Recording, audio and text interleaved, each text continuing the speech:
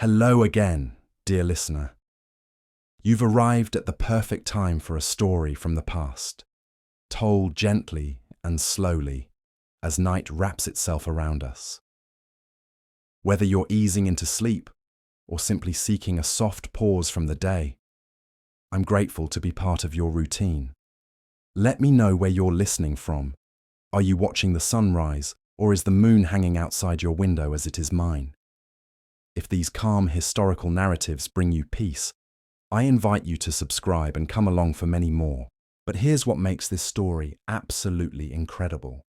Not only did Berenice successfully overthrow her own father and rule Egypt for 3 years, but she also made decisions that would directly shape the rise of her younger sister Cleopatra. Every power move Cleopatra later made, every alliance she formed, every strategy she used to seduce Julius Caesar and Mark Antony, it all traces back to lessons learned from watching Berenice's dramatic rise and fall. Now, I know what you're thinking. How is it possible that we all know Cleopatra's name, but hardly anyone has heard of Berenice? Well, that's because history is written by the victors, and Berenice's story was deliberately buried by those who came after her. But today, I'm going to uncover the truth about the sister who took Cleopatra's throne. And by the end of this series, you'll understand why Berenice IV might actually be the most fascinating woman in ancient Egyptian history. Let me paint you a picture. The year is 58 BCE. Alexandria, the greatest city in the ancient world, is buzzing with tension. The massive lighthouse towers over a harbour filled with ships from across the Mediterranean. The famous library holds the wisdom of centuries. But inside the royal palace, something sinister is brewing. Ptolemy XII, known as Orleats, or the flute player, sits uneasily on the throne of Egypt. He's not called the flute player because he's musical.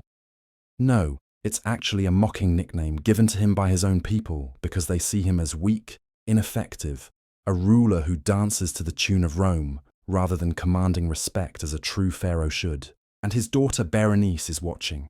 She's in her early 20s, intelligent, ambitious, and absolutely furious with what she sees as her father's betrayal of Egyptian independence. While Ptolemy bows and scrapes before Roman senators, Berenice is quietly building alliances with the most powerful nobles in Alexandria. She's studying the political landscape, learning who can be trusted and who can be bought. But this isn't just a story about political maneuvering. This is deeply personal. Because in the Ptolemaic family, power struggles weren't just about politics, they were about survival. The Ptolemies had ruled Egypt for 3 centuries by this point, ever since Alexander the Great's general Ptolemy claimed the kingdom after Alexander's death. And they had maintained their power through a simple but brutal family tradition. They married their siblings to keep the bloodline pure, and they eliminated anyone who posed a threat to their rule. So when Berenice looks at her father, she doesn't just see a weak king. She sees a man who's endangering the entire dynasty, who's making Egypt vulnerable to Roman conquest, who's betraying everything their ancestors fought to build. And she knows that if she doesn't act, Egypt might lose its independence forever. Now here's where the story gets really interesting. Berenice isn't some naive princess playing at politics. She's been trained from childhood in the art of royal intrigue. The Ptolemaic court was like a masterclass in manipulation, alliance building, and strategic thinking.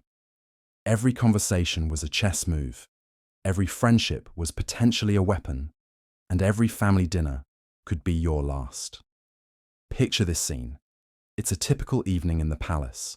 The royal family is dining together in their private quarters, surrounded by golden statues of their ancestors, and served by dozens of slaves. The room smells of exotic spices and perfumed oils.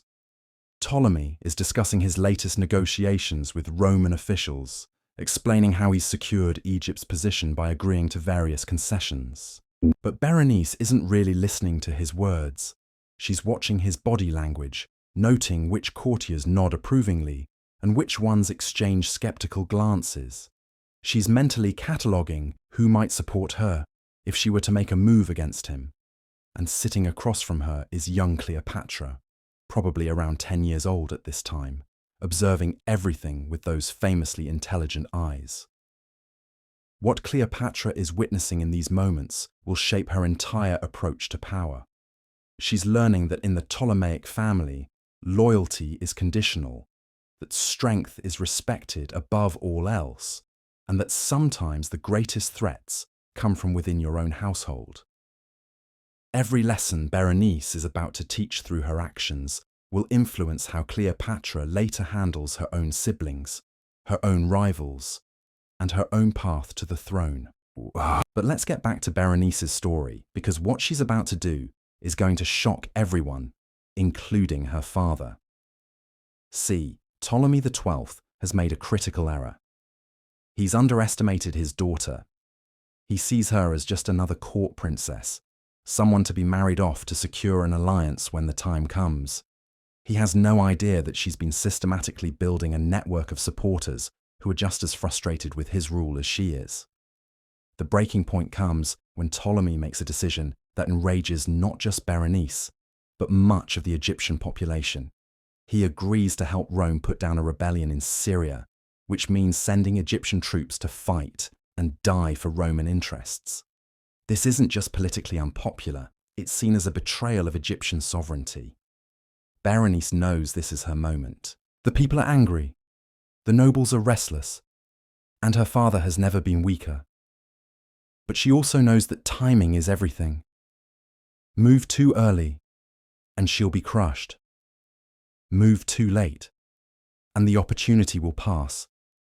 She has to strike at exactly the right moment with exactly the right amount of force. What happens next is like something out of a political thriller. Berenice doesn't announce her intentions or send ultimatums. Instead, she moves with the kind of calculated precision that would make Machiavelli proud. She begins by securing the loyalty of key military commanders, promising them wealth and status in her new regime. She reaches out to powerful merchants who control Egypt's trade networks, assuring them that she'll protect their interests better than her father ever could. Most importantly, she gains the support of the Alexandrian mob. In ancient Egypt, the people of Alexandria weren't just passive subjects. They were a political force in their own right, capable of making or breaking rulers through riots, demonstrations, and general civil unrest. Berenice understands that whoever controls Alexandria controls Egypt, and she's determined to win the city's support. Her strategy is brilliant in its simplicity.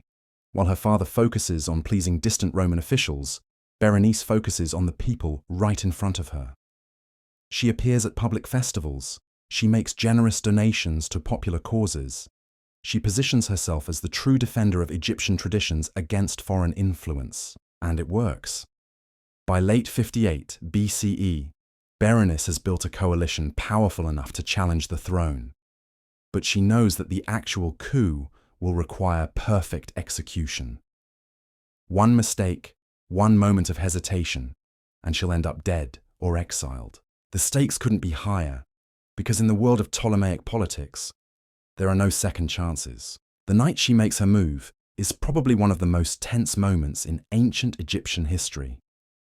Imagine the palace in darkness, with only torches flickering in the corridors. Berenice's supporters are positioned throughout the building, ready to strike. The loyal guards have either been bought off or replaced. Everything depends on speed and surprise. When dawn breaks over Alexandria, Egypt has a new ruler. Ptolemy XII has fled the city, probably in the middle of the night, abandoning his throne to save his life. And sitting in his place, wearing the double crown of Upper and Lower Egypt, is his daughter Berenice IV. The coup is complete, but the real challenge is just beginning. Because taking power is one thing, keeping it is something else entirely. Berenice now faces the same problems that drove her to rebellion in the first place, plus a few new ones created by her dramatic rise to power. The first thing Berenice realizes as she sits on the throne of Egypt is that everyone is watching her. waiting for her to make a mistake. The Roman Senate is furious that their puppet king has been overthrown.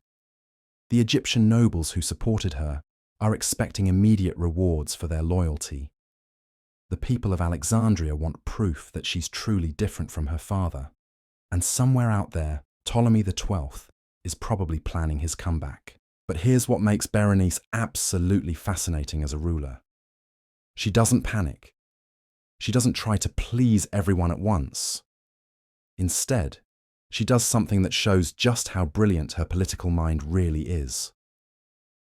She immediately begins consolidating her power by addressing the one issue that had made her father so unpopular in the first place: Egypt's relationship with Rome. Now you have to understand the impossible position Egypt was in during this period. Rome wasn't yet the empire we think of today, but it was already the dominant military power in the Mediterranean.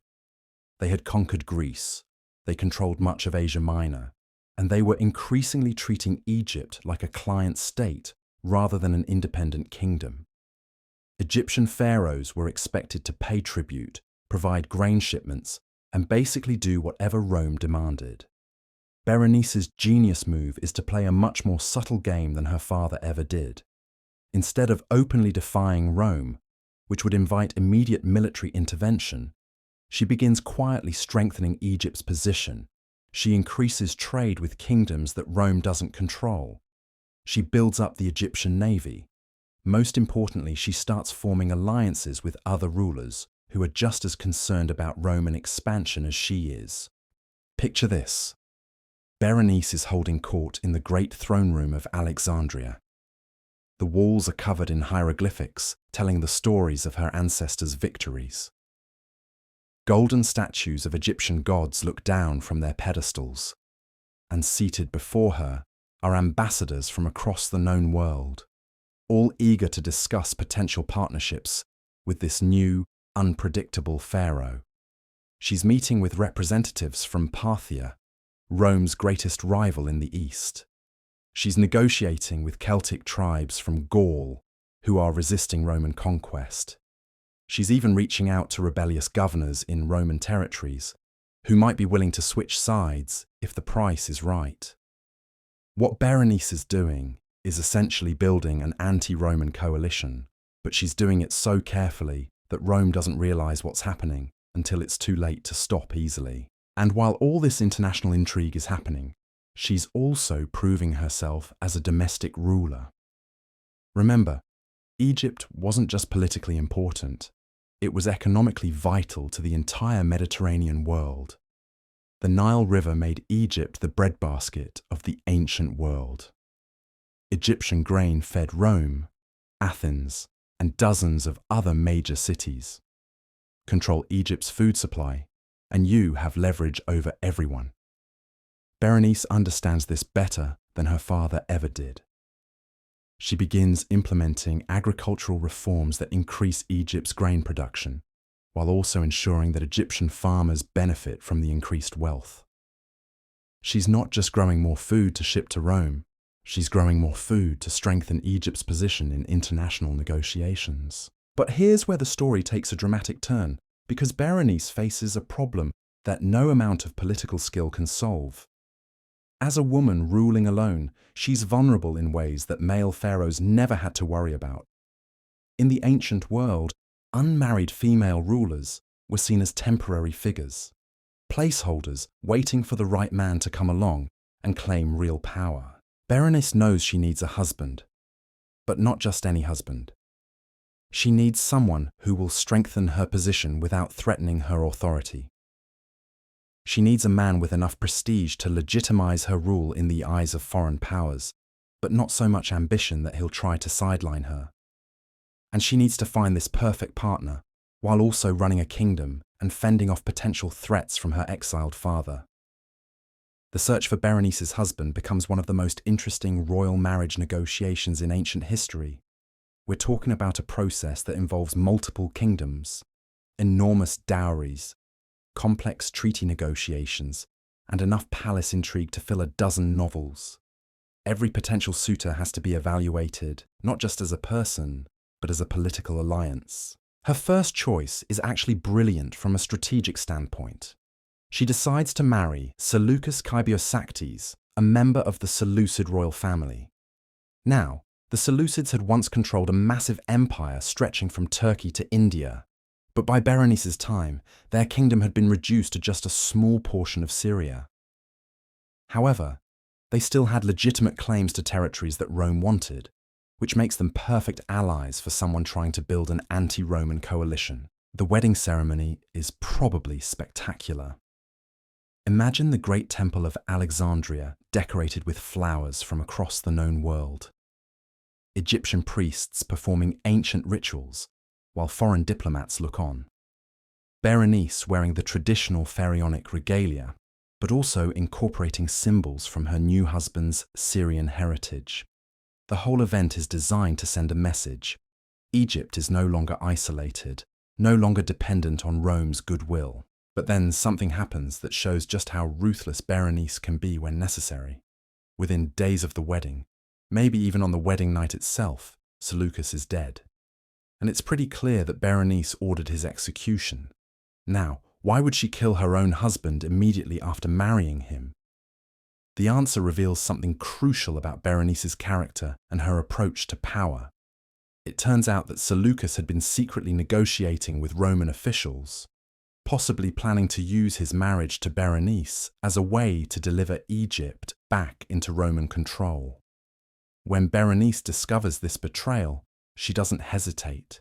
She eliminates the threat immediately and decisively. This moment is absolutely pivotal, not just for Berenice's story, but for understanding how the Ptolemaic family operated. Young Cleopatra, still watching and learning from her sister's example, sees that in their world, personal relationships are always secondary to political survival. Love, marriage, even family bonds can be sacrificed if they threaten the dynasty's power. Berenice's execution of Seleucus sends shockwaves throughout the ancient world. Roman officials realize they're dealing with someone far more dangerous than they initially thought. Foreign kings understand that Berenice isn't someone who can be manipulated or controlled. Even her own supporters see that their new pharaoh is willing to do whatever it takes to maintain Egypt's independence. But killing Seleucus also creates new problems. Berenice is once again a single ruler, which makes her politically vulnerable. She needs to find another husband, but now every potential suitor knows that marrying the pharaoh of Egypt might be a death sentence if you cross her. The pool of willing candidates has suddenly become much smaller. Her solution to this problem shows just how resourceful she can be. Instead of looking for another foreign prince who might have his own agenda, Berenice decides to marry Archelaus, a man with a fascinating background. He's technically a member of the Ptolemaic family, which gives him some legitimacy, but he's been living as a private citizen, which means he doesn't have independent power base that might threaten her authority. More importantly, Archelaus has spent years building relationships with various anti-Roman factions throughout the Eastern Mediterranean. He brings to the marriage exactly what Berenice needs: connections with potential allies, but no independent agenda that conflicts with her own goals. Their partnership seems to work perfectly. Together, they continue building the coalition that Berenice started as a single ruler. They're coordinating with Parthian forces in the east, supporting rebellions against Roman rule in various provinces, and generally making themselves into exactly the kind of threat that Rome can't ignore much longer. Meanwhile, back in Rome, Ptolemy XII is desperately trying to convince the Roman Senate to restore him to power. He's promising increased tribute payments, better trade agreements, whatever it takes to get Roman military support for his return. But the Romans are hesitant to get involved in what looks like it could become a very expensive and complicated military campaign. And here's the thing though. Berenice's success is actually making Ptolemy more appealing to the Romans, not less.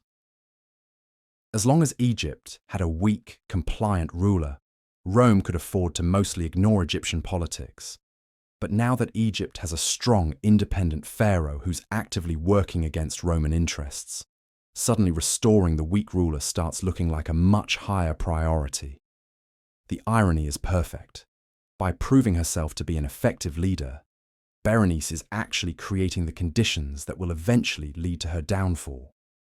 Every success she achieves, every alliance she builds, every sign of Egyptian strength under her rule, just makes the Romans more determined to replace her with someone they can control. And Ptolemy XII isn't just sitting around waiting for Roman help. He's actively working to undermine his daughter's regime from exile. He's bribing Egyptian officials to switch sides. He's spreading rumors about Berenice's legitimacy. He's even trying to turn her own supporters against her by offering them better deals than whatever they're getting from her. But the most dangerous thing Ptolemy does is something that Berenice probably never sees coming. He begins reaching out to his other children, the ones who stayed in Egypt when he fled. And that includes young Cleopatra, who's been watching this entire power struggle unfold and learning lessons that will shape her own approach to ruling Egypt. The situation becomes even more complex when we realize that Cleopatra, at this point, is around 12 years old. But she's not just any 12-year-old. She's a Ptolemaic princess who's been raised in the most sophisticated political environment in the ancient world. She understands that her father's exile isn't just a family drama. It's a fight for the future of Egypt itself. Now, here's where things get really interesting. Berenice knows that her younger siblings represent potential threats to her rule, but she also knows that eliminating them would be seen as going too far, even by Ptolemaic standards. Instead, she makes a calculated decision that shows just how politically savvy she really is. She keeps them close, but she also starts involving them in her administration. Think about what this means for young Cleopatra. She's essentially getting a masterclass in royal governance from someone who seized power through pure political skill. Berenice doesn't just let her sit in on council meetings. She actively seeks her input on certain decisions. She's teaching Cleopatra how to read the political currents, how to identify potential allies and enemies, how to project strength even when you're feeling uncertain. But Berenice is also doing something else that's absolutely crucial. She's showing Cleopatra that it's possible for a woman to rule Egypt successfully without being dependent on male relatives or foreign powers. Every day that Berenice remains on the throne is proof that the Ptolemaic women are just as capable of leadership as the men. However, there's a problem that Berenice can't solve through political maneuvering or military strategy. Time is running out. By 55 BCE, Roman patience with the Egyptian situation is wearing thin. The grain shipments that Rome depends on are becoming irregular as Berenice redirects more of Egypt's resources toward building up her own military and supporting her anti-Roman allies. Marcus Crassus, one of Rome's most powerful leaders, is starting to view the Egyptian situation as a personal opportunity. He sees that whoever successfully restores Ptolemy XII will earn not just the gratitude of a pharaoh, but also control over Egypt's incredible wealth. And Crassus is exactly the kind of Roman leader who's willing to use military force to get what he wants. At the same time, Berenice is facing challenges from within Egypt that she didn't anticipate. Some of the nobles who supported her coup are becoming impatient with her anti-Roman policies. They're worried that her confrontational approach is going to bring Roman legions marching into Egypt, which would be disastrous for everyone involved. Picture this scene. It's late at night in the palace, and Berenice is meeting with her most trusted advisors. The room is lit by oil lamps, and you can hear the distant sounds of Alexandria's nightlife through the windows. But the atmosphere in the room is tense, because they're discussing intelligence reports that suggest Ptolemy XII has finally secured Roman backing for his return. Her military commander is explaining that Roman forces are already gathering in Syria, just a few days' march from Egypt's borders. Her treasurer is reporting that several major Egyptian cities are showing signs of wavering loyalty, probably because local officials are hedging their bets in case Ptolemy returns. And her spy master is delivering the most disturbing news of all. There are rumors of a plot within the palace itself, possibly involving some of Berenice's own relatives. But here's what makes Berenice truly remarkable. Instead of panicking or trying to flee, she doubles down. She knows that her only chance of survival is to make her position so strong that even the Romans will think twice about attacking her directly. So she begins implementing what might be the most audacious strategy in ancient Egyptian history. First, she dramatically increases Egypt's military spending. She's not just buying more weapons and hiring more soldiers, she's investing in new military technologies. Egyptian engineers start working on improved siege engines, better naval vessels, more effective fortifications around key cities. She's essentially trying to modernize Egypt's military capabilities in a matter of months. Second, she accelerates her diplomatic outreach to anti-Roman forces throughout the Mediterranean.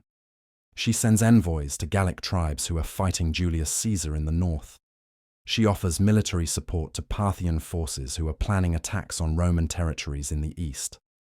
She even reaches out to pirates and rebels who might be willing to disrupt Roman supply lines. Most importantly, she begins what can only be described as a propaganda war.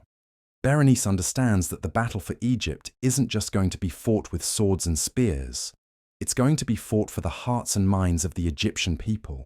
So she launches a campaign to present herself not just as a legitimate pharaoh, but as the defender of Egyptian independence against foreign domination.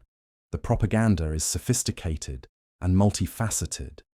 She commissions artists to create paintings and sculptures that show her in traditional pharaonic poses, but also emphasize her connection to the great queens of Egypt's past. She sponsors religious festivals that celebrate Egyptian gods and goddesses, subtly contrasting Egyptian spirituality with Roman materialism.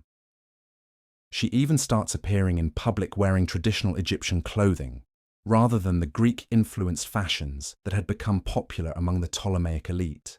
And it works. By early 55 BCE, Berenice has managed to generate genuine popular enthusiasm for her rule. The streets of Alexandria are filled with people chanting her name. Egyptian temples are offering prayers for her continued success. Even in the countryside, farmers and craftsmen are expressing support for the pharaoh who promises to protect Egypt from Roman exploitation. But while Berenice is building popular support, Ptolemy XII is making his final preparations for return. And he's not coming back alone. The Romans have agreed to provide him with military support, but they're also sending along a very clear message about what they expect in return. Egypt will become even more subordinate to Roman interests than it was before Berenice's coup. The force that Ptolemy assembles is impressive and terrifying. Roman legions form the core of his army, but he's also recruited mercenaries from across the Mediterranean. There are Germanic warriors who fight with massive two-handed swords. There are Gallic cavalry units known for their fearless charges. There are even some Numidian archers whose accuracy with their bows is legendary. More importantly, Ptolemy has secured the services of Aulus Gabinius, the Roman governor of Syria, who's bringing not just military expertise, but also siege equipment that Egypt has never seen before. We're talking about massive catapults that can hurl stones weighing hundreds of pounds, battering rams that can break through the strongest gates, and towers that allow attackers to fight from above city walls. When news of this approaching army reaches Alexandria, even Berenice's most loyal supporters start to waver. The odds against them are becoming almost impossible to ignore. They're not just facing Ptolemy's return, they're facing the full might of Roman military power, and everyone knows what happens to cities that resist Rome too stubbornly. But here's where we see Berenice's true character. Faced with overwhelming odds, she doesn't consider surrender or negotiation. Instead, she makes a decision that will echo through history and directly influence how her sister Cleopatra approaches similar challenges decades later. She decides to fight. Her reasoning is both practical and philosophical. Practically, she knows that surrendering to her father means certain death, not just for herself, but probably for her husband Archelaus and many of her supporters. Philosophically, she believes that Egypt's independence is worth fighting for, even if the chances of success are slim. So Berenice begins preparing Alexandria for siege. She orders the city's walls to be reinforced and expanded. She has weapons distributed to civilian volunteers who want to help defend their city. She moves Egypt's treasury and royal regalia to secure locations where they can't be captured easily. Most importantly, she starts planning for a defense strategy that will make taking Alexandria as costly as possible for the attacking forces. The preparations are massive and involve the entire population of the city. Imagine thousands of people working day and night to prepare for war. Blacksmiths are forging weapons and armor around the clock. Carpenters are building defensive structures and siege engines. Women and children are stockpiling food and medical supplies. Even the city's famous scholars and philosophers are contributing, using their knowledge to design better fortifications and more effective weapons. But Berenice isn't just preparing for a defensive battle. She's also planning offensive operations that might disrupt Ptolemy's advance before he can reach Alexandria. She sends her best cavalry units to harass the enemy's supply lines. She orders naval forces to attack any ships bringing reinforcements or supplies to her father's army. She even authorizes what we might today call guerrilla warfare tactics, with small Egyptian units striking at the enemy and then disappearing into the desert. The psychological warfare is just as intense as the military preparations. Berenice's agents spread stories about the terrible fate that awaits anyone who supports Ptolemy's return. They emphasize that the Romans see Egypt as nothing more than a source of wealth to be exploited, and that restoring Ptolemy means the end of Egyptian independence forever. They also circulate tales about Berenice's supernatural protection by Egyptian gods, suggesting that attacking her is not just politically unwise, but spiritually dangerous. Meanwhile, inside the palace, the atmosphere is electric with tension and determination. Berenice is holding daily council meetings with her military commanders, her diplomatic advisors, and her intelligence chiefs. Every decision has life or death consequences, and everyone knows that they're making history with every choice they make. Young Cleopatra is still there, still watching, still learning. But now she's not just observing political maneuvering, she's seeing how a pharaoh prepares for war. She's learning about military strategy, about the psychology of leadership under pressure, about how to inspire loyalty when everything seems hopeless. These lessons will prove invaluable when she faces her own military challenges later in life. But perhaps most importantly, Cleopatra is seeing how Berenice handles the possibility of defeat. Her older sister isn't just fighting for power or personal survival. She's fighting for an idea. She's fighting for the principle that Egypt should be ruled by Egyptians, not by Roman puppets. She's fighting for the belief that the Ptolemaic dynasty has a responsibility to protect Egyptian independence, even at the cost of their own lives. This philosophical approach to leadership will become one of Cleopatra's most distinctive characteristics. When she later faces Julius Caesar and Mark Antony, she won't just be negotiating as someone who wants to keep her throne. She'll be negotiating as someone who believes that Egypt's greatness depends on maintaining its unique identity and independence, even within the Roman sphere of influence. As Ptolemy's army gets closer to Alexandria, the reports become more detailed and more frightening. The scouts describe a force that's not just large, but incredibly well organized and well equipped. These aren't just soldiers, they're professional warriors who've conquered cities across the Mediterranean. They know how to conduct sieges, how to break enemy morale, how to turn civilian populations against their own rulers. But the most disturbing intelligence concerns Ptolemy himself.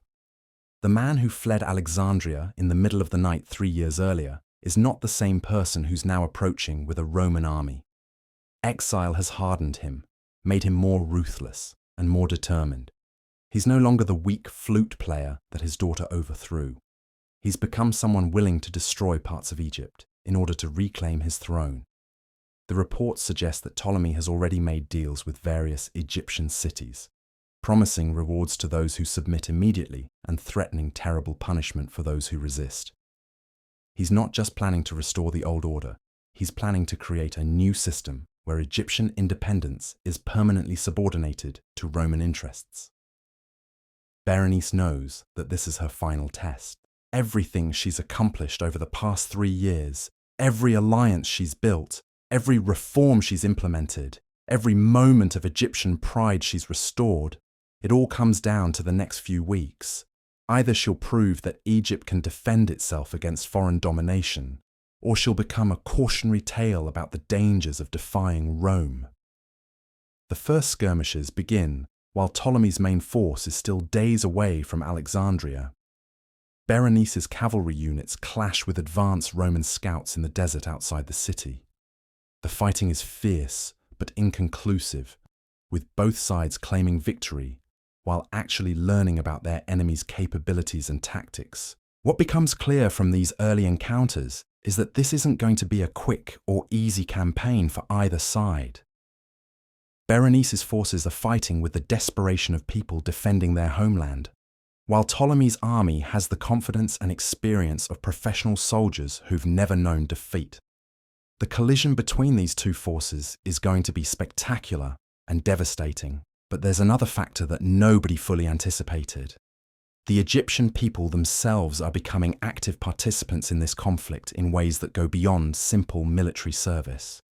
Farmers are destroying their own crops rather than let them fall into Roman hands. Merchants are hiding their goods or smuggling them out of areas that might be occupied. Even priests are taking sides, with some temples offering sanctuary to Berenice's supporters, while others prepare to welcome Ptolemy's return. This popular involvement transforms what might have been a simple dynastic struggle into something much larger and more significant. It becomes a war about Egyptian identity, about the relationship between Egypt and Rome, about the future direction of one of the ancient world's greatest civilizations.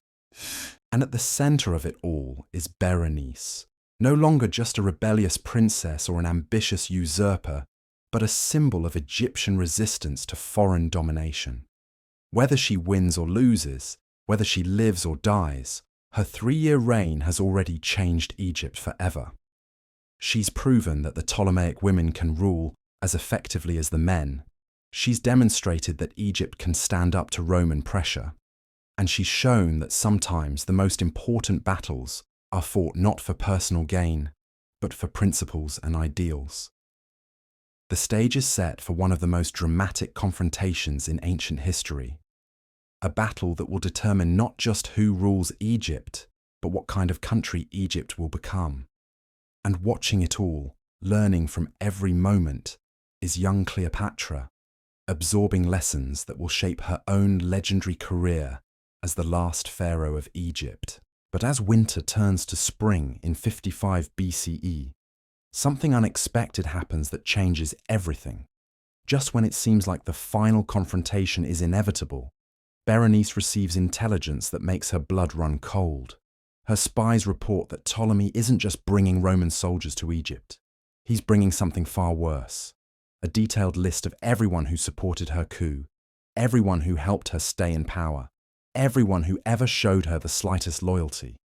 The message is clear. This isn't going to be a traditional restoration where the losing side faces exile or imprisonment. Ptolemy is planning what we would today call a purge. He intends to systematically eliminate not just Berenice herself, but hundreds, possibly thousands of Egyptians who dared to support her vision of an independent Egypt. Picture the moment when Berenice learns this news. She's standing in her private chambers, overlooking the harbour of Alexandria. The room is filled with maps showing the positions of various military units, scrolls containing diplomatic correspondence, and reports from spies throughout the Mediterranean. But now, spread across her desk, is a document that changes everything. A copy of her father's death list. Reading through the names, Berenice sees people who trusted her, who believed in her cause, who sacrificed their own safety to support Egyptian independence. There are military commanders who chose her over her father. There are merchants who provided financial backing for her regime.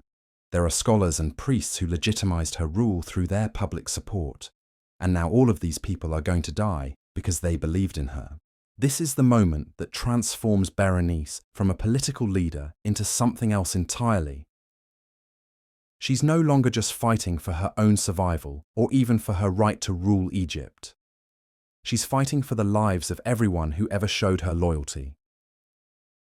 The personal stakes have become unbearable, but they've also clarified her purpose in a way that makes her more dangerous than ever before. Her response to this discovery reveals something crucial about her character. Instead of trying to negotiate some kind of deal that might save her own life, instead of abandoning her supporters to save herself, Berenice makes a decision that will echo through the rest of Egyptian history. She decides that if Ptolemy wants to destroy everyone who supported Egyptian independence, then he's going to have to pay the highest possible price for that destruction. What she does next is absolutely brilliant from a military standpoint, but also heartbreaking from a human perspective. Berenice begins implementing a strategy that essentially turns all of Egypt into a battlefield. She's not just going to defend Alexandria and hope for the best. She's going to make every mile of Egyptian territory that Ptolemy wants to reclaim cost him dearly in blood and resources. Her orders go out to military commanders throughout Egypt, and they're unlike anything the ancient world has ever seen from a Ptolemaic ruler. She's authorizing a total war approach that puts Egyptian independence above everything else, including the preservation of Egypt's cities, monuments, and even population centers. The plan is devastatingly simple. As Ptolemy's forces advance into Egypt, they'll find nothing useful waiting for them. Wells will be poisoned or filled with sand. Granaries will be emptied or burned. Roads will be destroyed to slow their advance. Bridges will be collapsed to force them into vulnerable river crossings. Every resource that might help the invading army will be eliminated before they can use it. But Berenice goes even further than that. She begins relocating Egypt's portable wealth to secure locations where Ptolemy can't easily access it. The royal treasury is divided into dozens of smaller caches hidden throughout Egypt. Precious artifacts from temples are moved to remote desert locations to prevent them from being captured. Even the palace's collection of rare books and scrolls is dispersed. Most importantly, she starts evacuating the civilian population from areas that are likely to see heavy fighting. This isn't just about protecting innocent people, although that's certainly part of her motivation. It's also about denying Ptolemy the legitimacy that comes from ruling over actual subjects. If he wants to be pharaoh of Egypt, he's going to have to rule over empty cities and abandoned villages. The logistics of this operation are staggering. We're talking about moving hundreds of thousands of people, along with their livestock, their belongings, and their most precious possessions. Entire communities are packing up everything they own and traveling to designated safe areas, usually in southern Egypt, where Berenice's control is strongest. Picture the roads leading south from Alexandria during these weeks. They're crowded with families carrying everything they can manage, driving herds of cattle and goats, loading donkeys and camels with household goods. Children are crying because they don't understand why they have to leave their homes. Elderly people are struggling to keep up with the pace of the evacuation. But everyone is moving with a sense of purpose, because they believe they're participating in something larger than themselves. At the same time, Berenice is conducting what might be the most sophisticated intelligence operation in ancient Egyptian history. She's not just gathering information about Ptolemy's military plans. She's actively working to disrupt his operations through espionage, sabotage, and psychological warfare. Her agents are infiltrating Ptolemy's army, spreading rumors designed to undermine morale and create suspicion between Roman and Egyptian units. They're bribing supply contractors to deliver defective equipment or contaminated food. They're even conducting targeted assassinations against key officers who might be particularly effective at organizing the invasion. The psychological warfare is particularly sophisticated. Berenice's propagandists are circulating stories throughout Egypt about the terrible things that happened to other countries that submitted to Roman rule. They're describing how Roman governors tax their subjects into poverty, how Roman soldiers abuse local populations, how Roman merchants destroy traditional ways of life. but they're also spreading more subtle messages designed to appeal to Egyptian pride and religious beliefs. They're reminding people of the great pharaohs of Egypt's past, rulers who built the pyramids and conquered vast territories and made Egypt the envy of the ancient world. They're asking whether Egyptians really want to become subjects of foreign masters, whether the land of the pharaohs should bow down to Roman politicians. The religious dimension of this propaganda campaign is particularly important because it taps into something that goes deeper than politics or economics. For thousands of years, Egyptians have believed that their pharaoh is not just a political ruler but a divine figure, someone chosen by the gods to protect Egypt and its people. By positioning herself as the defender of Egyptian religious traditions against foreign influence, Berenice is claiming a legitimacy that goes beyond military power or political maneuvering, and it's working. Throughout Egypt, people are responding to Berenice's call with an enthusiasm that surprises even her own supporters. Temples are holding special ceremonies praying for her success. Farmers are volunteering to serve in her army even though it means abandoning their crops. Craftsmen are working without payment to produce weapons and equipment for the war effort. But perhaps most importantly, the evacuation is creating a sense of shared sacrifice that unites Egyptians across social and economic lines. Rich merchants and poor farmers are facing the same hardships, making the same sacrifices, sharing the same hopes and fears. The traditional divisions that have always characterized Egyptian society are breaking down as people focus on their common identity as Egyptians resisting foreign domination. Meanwhile, Ptolemy's advance into Egypt is proving more difficult than anyone anticipated. His Roman advisors had expected to march triumphantly through welcoming cities, accepting the surrender of Egyptian officials who were eager to be on the winning side. Instead, they're encountering a landscape that seems designed to frustrate and exhaust them. Every day brings new challenges that slow their progress and drain their resources. Water sources that their maps show as reliable turn out to be poisoned or dry. Roads that should be easy to travel have been rendered impassable by carefully placed obstacles. Local guides who claim to know the best routes through the desert lead them into dead ends or ambushes. The Roman soldiers, who are used to conquering enemies through straightforward military campaigns, find themselves fighting a war unlike anything they've experienced before. There are no pitched battles where their superior training and equipment can decide the outcome quickly. Instead, there's constant harassment by small Egyptian units that attack and then disappear into terrain they know better than any foreign invader ever could. The psychological impact on Ptolemy's forces is severe. These are professional soldiers who pride themselves on their efficiency and their ability to impose Roman order on chaotic foreign territories. But Egypt, under Berenice's leadership, isn't behaving like other countries they've conquered. It's not collapsing into internal divisions that Romans can exploit. It's not producing local collaborators eager to betray their own people for Roman gold.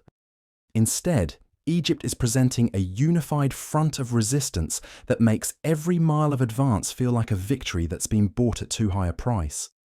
Roman, who seem to know exactly when and where they'll be most vulnerable, are getting sick from contaminated water. Supply convoys are being attacked by fighters' equipment is breaking down because of sand, heat, and the constant stress of operating casualties are mounting, not from major battles but from constant attrition.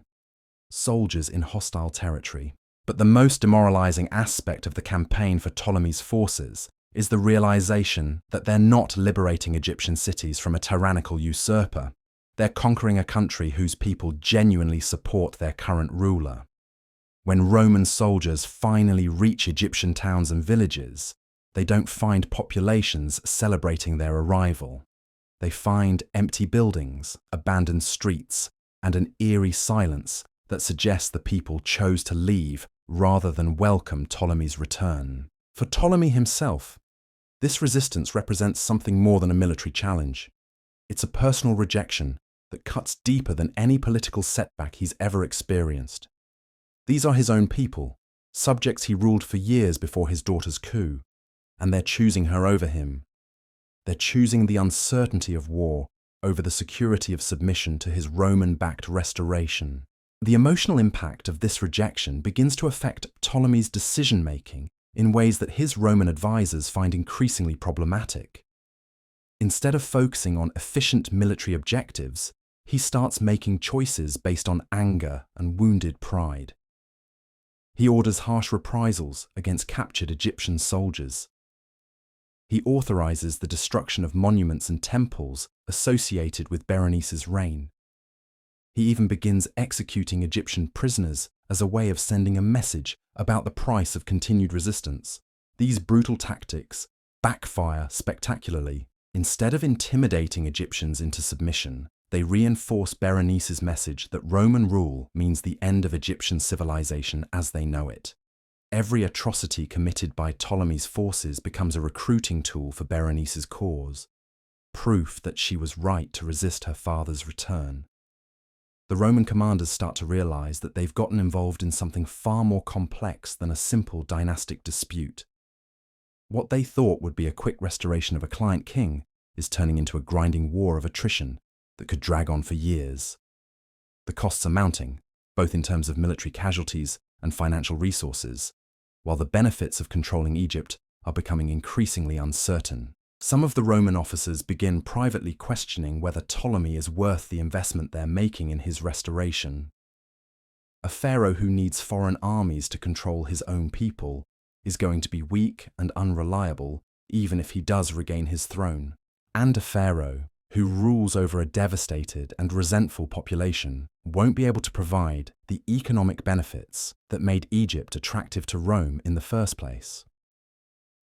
But by this point, Roman pride is involved in a way that makes withdrawal politically impossible.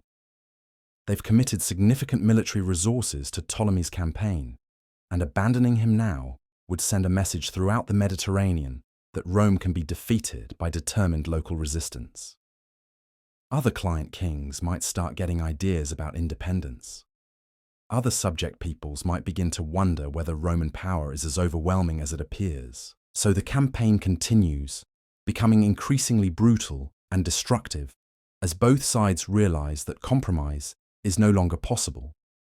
Ptolemy can't afford to negotiate with Berenice because that would legitimize her rebellion and encourage future challenges to his authority. Berenice can't afford to surrender because she knows that would mean death, not just for herself, but for everyone who supported her. As spring progresses into summer, the war reaches Egyptian territories that are closer to Alexandria, areas where Berenice's support is strongest and most organized. The fighting becomes more intense as both sides commit their best troops and resources to battles that everyone understands will determine the outcome of the entire conflict. But something else is happening that neither side fully anticipated. The war is creating its own momentum, generating hatreds and loyalties that go beyond the original political dispute between Berenice and her father. Egyptian soldiers who've watched their comrades die fighting Roman legions develop a permanent hostility toward foreign rule that will outlast this particular conflict. Roman soldiers who've lost friends to Egyptian ambushes and guerrilla attacks develop a contempt for Egyptian independence that will influence Roman policy for generations.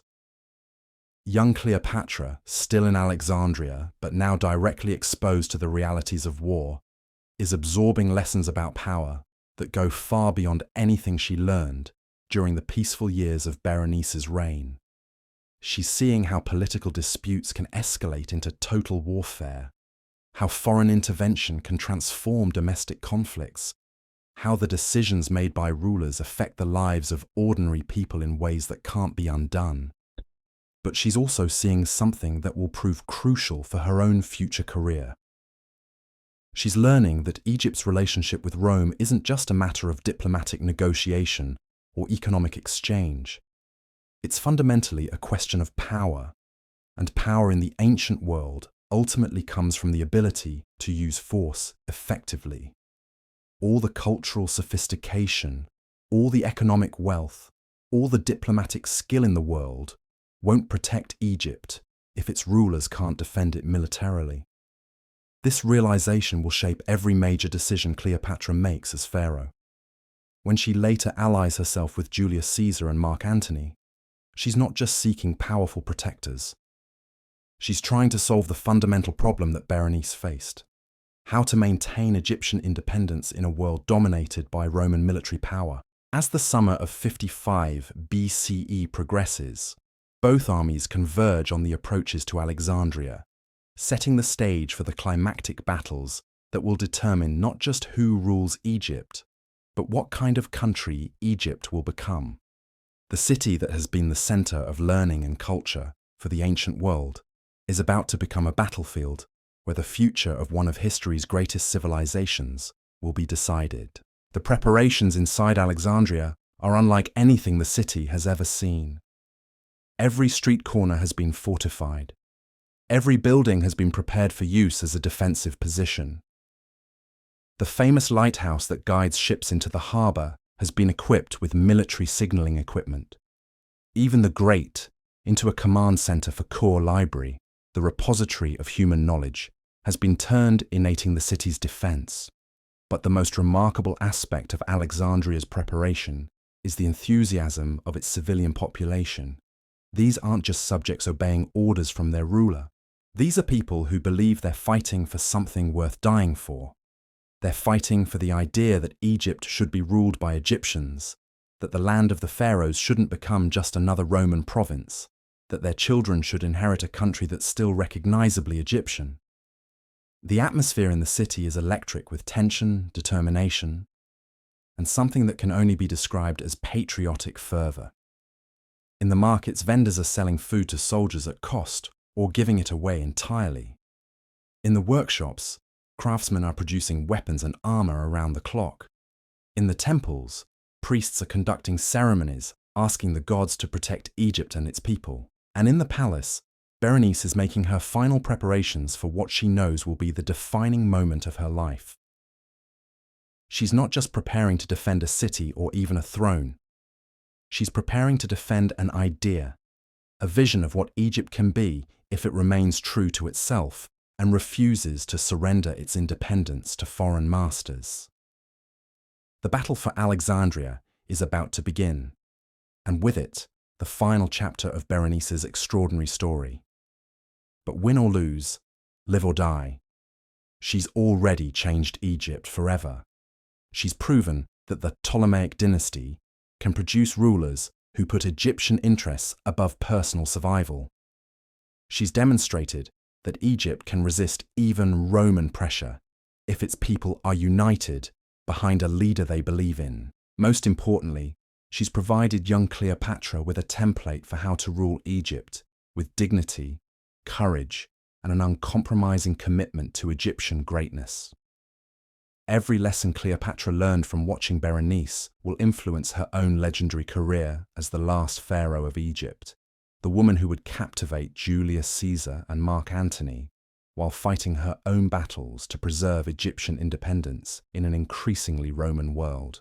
The stage is set for the most dramatic siege in Egyptian history, a confrontation that will echo through the centuries and inspire future generations of leaders who refuse to surrender their principles, even when faced with overwhelming odds. The siege of Alexandria begins not with the clash of armies, but with something far more terrifying: silence. For 3 days, Ptolemy's forces simply surround the city, setting up their camps just beyond arrow range, letting the psychological pressure build. Roman engineers work methodically, constructing the massive siege engines that will soon rain destruction on Egypt's greatest city. But it's the waiting, the knowing that death is coming, but not knowing exactly when, that tests the nerves of even Alexandria's most determined defenders. Berenice uses these 3 days brilliantly.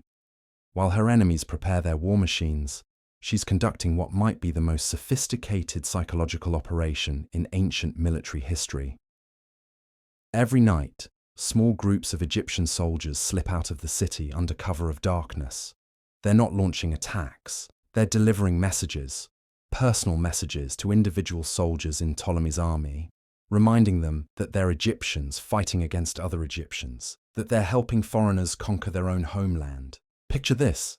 A Roman centurion is making his rounds through the camp when he discovers one of his Egyptian auxiliary soldiers reading a papyrus scroll by torchlight. The message is simple, but devastating. It's from the soldier's brother, who's fighting with Berenice inside Alexandria.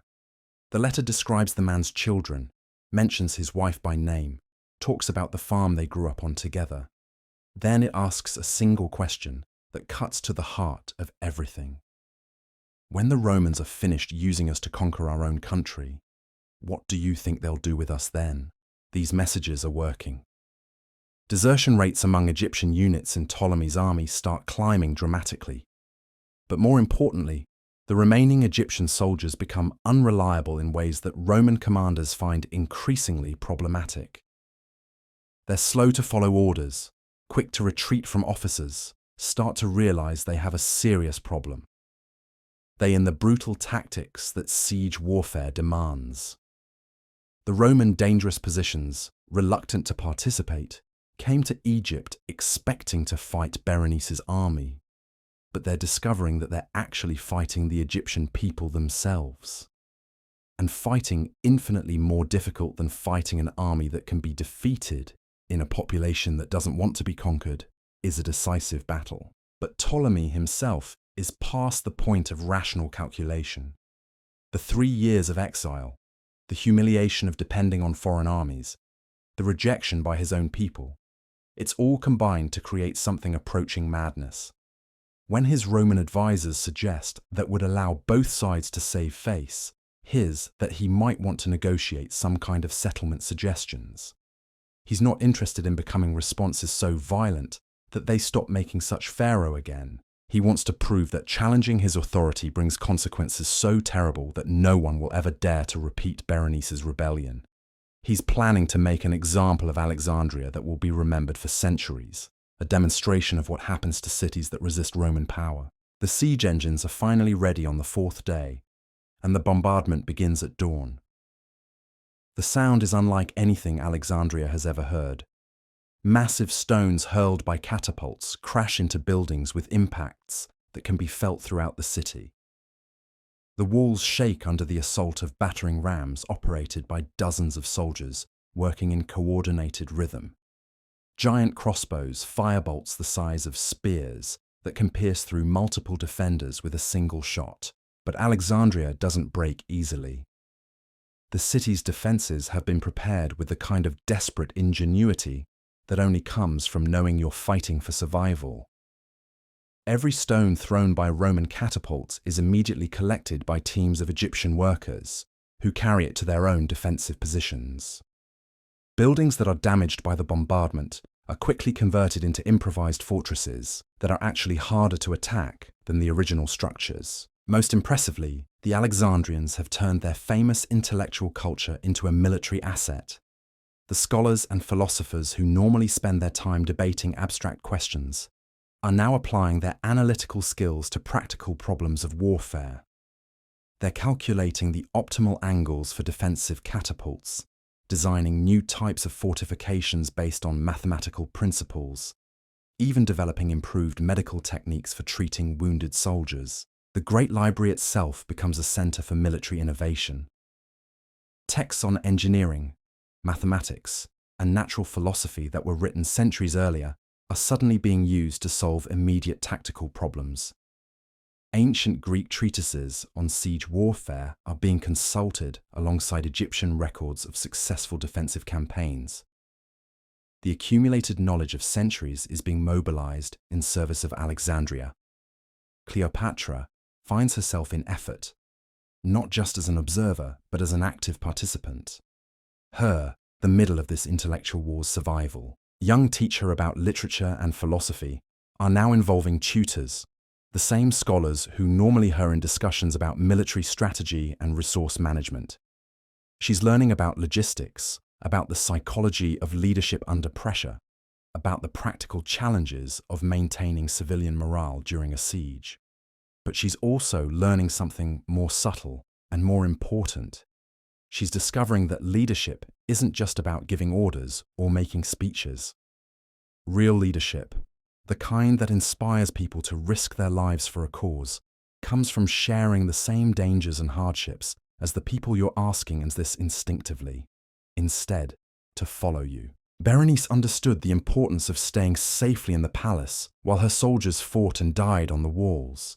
She was constantly moving throughout the city, appearing wherever the fighting is fiercest, sharing meals with common soldiers, personally tending to wounded defenders. She's not just the Queen of Egypt, she's become the living symbol of Egyptian resistance. Her presence on the front lines has an electric effect on Alexandria's defenders. Soldiers who might otherwise retreat in the face of overwhelming Roman attacks find themselves fighting with supernatural them, facing the same dangers they are.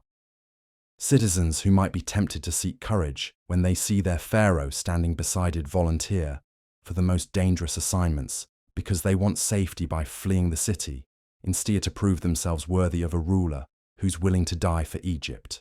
The psychological impact extends beyond Alexandria's walls.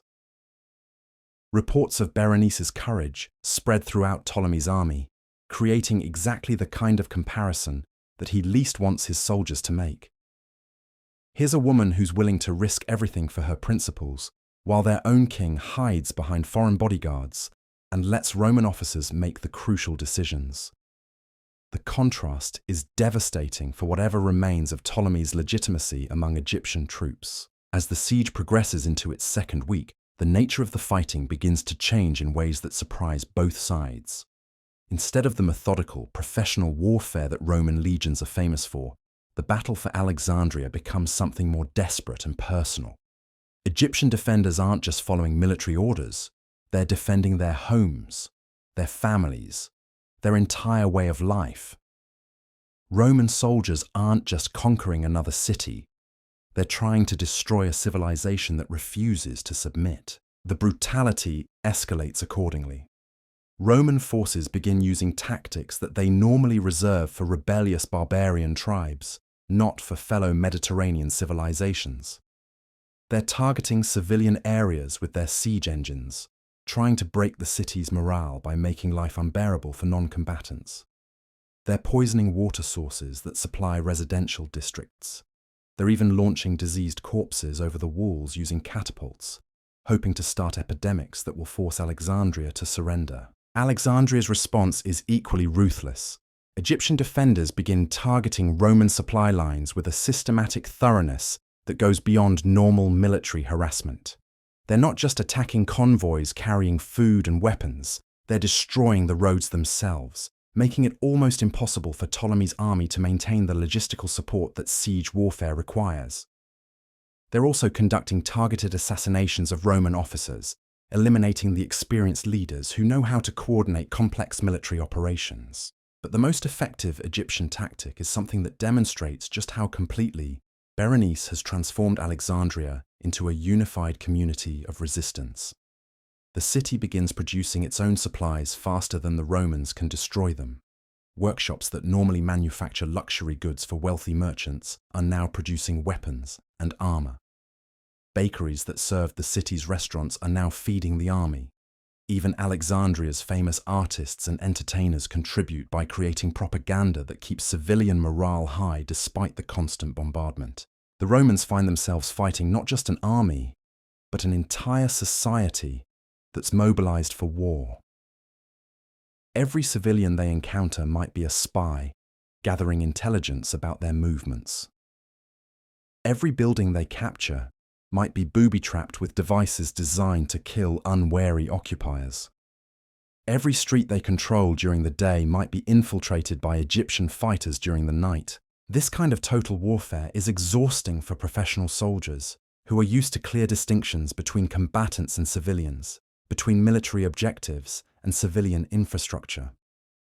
Roman legions are trained to fight enemy armies and capture strategic positions, not to occupy hostile populations that refuse to accept defeat. The psychological stress begins to show in increased incidents of indiscipline, unauthorized violence against prisoners, and growing tensions between Roman officers and their Egyptian auxiliaries. The siege reaches a turning point during its third week, when Berenice makes a decision that transforms the entire character of the conflict. Intelligence reports suggest that Ptolemy is planning a massive assault that will involve simultaneous attacks on multiple sections of Alexandria's walls. The Roman plan is to overwhelm the city's defenders by forcing them to spread their forces too thin to maintain effective resistance at any single point. Berenice's response to this intelligence is audacious beyond anything her enemies anticipated. Instead of trying to defend every part of Alexandria's perimeter, she decides to abandon the outer sections of the city entirely. She orders a controlled retreat that concentrates all of her forces in Alexandria's inner districts, around the palace, the library, and the harbour. But this isn't a desperate last stand by a defeated army. It's a calculated strategy designed to turn Alexandria's urban geography into a weapon against the invading forces. By withdrawing to the city centre, Berenice is forcing the Romans to fight in an environment where their numerical superiority and siege equipment become less effective. The narrow streets and dense building patterns of inner Alexandria favour defenders who know the terrain intimately over attackers who are unfamiliar with the city's layout. More importantly, the withdrawal allows Berenice to implement the final phase of her scorched earth strategy. As Egyptian forces pull back from the outer districts, they systematically destroy everything that might be useful to the occupying army. Wells are filled with rubble, granaries are burned, even the sewage systems are sabotaged to create health hazards for anyone trying to use the abandoned buildings. The Romans find themselves in possession of empty ruins rather than a conquered city. They control Alexandria's outer walls, but those walls now protect nothing worth having. They've captured districts full of buildings, but those buildings have been stripped of everything valuable and rendered uninhabitable. Most frustratingly, they're no closer to achieving their actual objective, which is forcing Berenice to surrender and restoring Ptolemy to undisputed control of Egypt. The urban warfare that follows is unlike anything the ancient world has ever seen. Roman soldiers advance through Alexandria's streets, only to find themselves trapped in carefully prepared killing zones, where Egyptian archers can attack from hidden positions in upper-story windows. Egyptian fighters use their knowledge of the city's underground passages and rooftop connections to appear and disappear like ghosts, striking at Roman patrols and then vanishing before reinforcements can arrive. The fighting becomes intensely personal in ways that traditional battlefield combat never achieves. Roman soldiers and Egyptian defenders recognize each other as individuals, learn each other's tactics and preferences, develop the kind of intimate hatred that only comes from prolonged close-quarters combat. Every street corner becomes a contested battlefield. Every building becomes a potential fortress. Every day brings new casualties from an enemy that seems to be everywhere and nowhere. An aspect of this urban warfare is how at the same time. But the most remarkable affects the civilian population. Instead of fleeing from the fighting or trying to stay neutral, Alexandria's non-combatants become active participants in the resistance. Merchants provide supplies to Egyptian fighters and refuse to sell anything to Roman soldiers. Women and children serve as messengers and spies, carrying information through parts of the city that Roman patrols can't safely enter. Even elderly people contribute by maintaining the hidden supply caches and safe houses that allow the resistance to continue functioning despite constant pressure from occupying forces. This level of popular participation in warfare is unprecedented in the ancient Mediterranean world. Most cities that face siege either surrender quickly to avoid destruction or rely on their professional soldiers to conduct the defense while civilians wait passively for the Berenice's leadership outcome. Alexandria underrepresents something entirely new, an entire urban population that's chosen to fight rather than submit, regardless of the personal cost. The psychological impact on Roman forces is severe and cumulative. These are soldiers who joined the legions expecting to win glory through decisive victories over foreign enemies. Instead, they find themselves involved in a grinding urban conflict, where victory seems to require killing every single person in one of the ancient world's greatest cities. The moral weight of that realization begins to affect even the most hardened veterans. Letters that Roman soldiers send home during this period reveal the strain they're experiencing. They write about fighting an enemy that includes women and children, about occupying a city where every civilian might be a potential threat, about the difficulty of maintaining military discipline when the normal rules of warfare seem to have broken down entirely. Some letters express admiration for the courage of Alexandria's defenders, even while describing the frustration of fighting an enemy that refuses to accept defeat. But the most significant psychological factor is the growing realization among Roman troops that they're not liberating Egypt from a tyrant. They're destroying Egypt to restore a pharaoh that his own people reject. The propaganda value of Berenice's resistance is becoming impossible to ignore. Here's a woman who's chosen to die rather than submit to foreign domination, while the man they're fighting to restore owes his power entirely to foreign military supports. As the siege enters its fourth week, supply problems begin to affect both armies in ways that transform the strategic situation. Ptolemy's forces are discovering that maintaining a large army in hostile territory is far more expensive and complicated than their Roman advisors had anticipated. The constant harassment of supply convoys means that food, water, and military equipment arrive irregularly and in smaller quantities than needed. Soldiers are going hungry, weapons are breaking down without adequate replacement parts, and medical supplies are running dangerously low. But Alexandria's situation is even more precarious. The city's normal sources of food and fresh water have been cut off by the siege, and the concentrated population in the inner districts is straining the available resources beyond their limits. Berenice's advisors begin presenting her with increasingly grim reports about how long the city can continue to hold out before starvation forces a surrender. Her response to these reports reveals something crucial about her character and her approach to leadership. Instead of looking for ways to negotiate a route that might allow her to continue favorable surrender or seeking escape the fight from elsewhere, Berenice decides to share the city's remaining resources as equally as possible among all of Alexandria's defenders, regardless of their social status or military rank. Picture this scene: the royal dining hall, where Ptolemaic pharaohs have feasted in luxury for 3 centuries, is now serving the same simple rations that are available to common soldiers and ordinary civilians. Berenice sits at the head table, not because she's eating better food than anyone else, but because she wants everyone to see that their queen is facing the same hardships they are. This gesture has an enormous impact on Alexandria's morale. In a world where social hierarchy is usually maintained even during the most desperate circumstances, Berenice's willingness to share her subjects' suffering demonstrates a kind of leadership that inspires genuine devotion rather than mere obedience. Soldiers who might otherwise consider desertion or surrender choose to stay and fight because they don't want to abandon a ruler who's proven herself worthy of their sacrifice. The psychological warfare continues, even as the military situation becomes increasingly desperate. Berenice's agents continue to infiltrate Ptolemy's camps, but now their messages focus on the contrast between her behavior and his. While she shares her soldiers' dangers and deprivations, he remains safely behind Roman lines, protected by foreign bodyguards, eating food that's been shipped from Rome while Egyptian troops go hungry. These comparisons are particularly effective because they tap into cultural values that go beyond immediate political loyalties. In Egyptian tradition, a true pharaoh is supposed to be the protector and provider for his people, someone who puts their welfare above his own comfort and safety.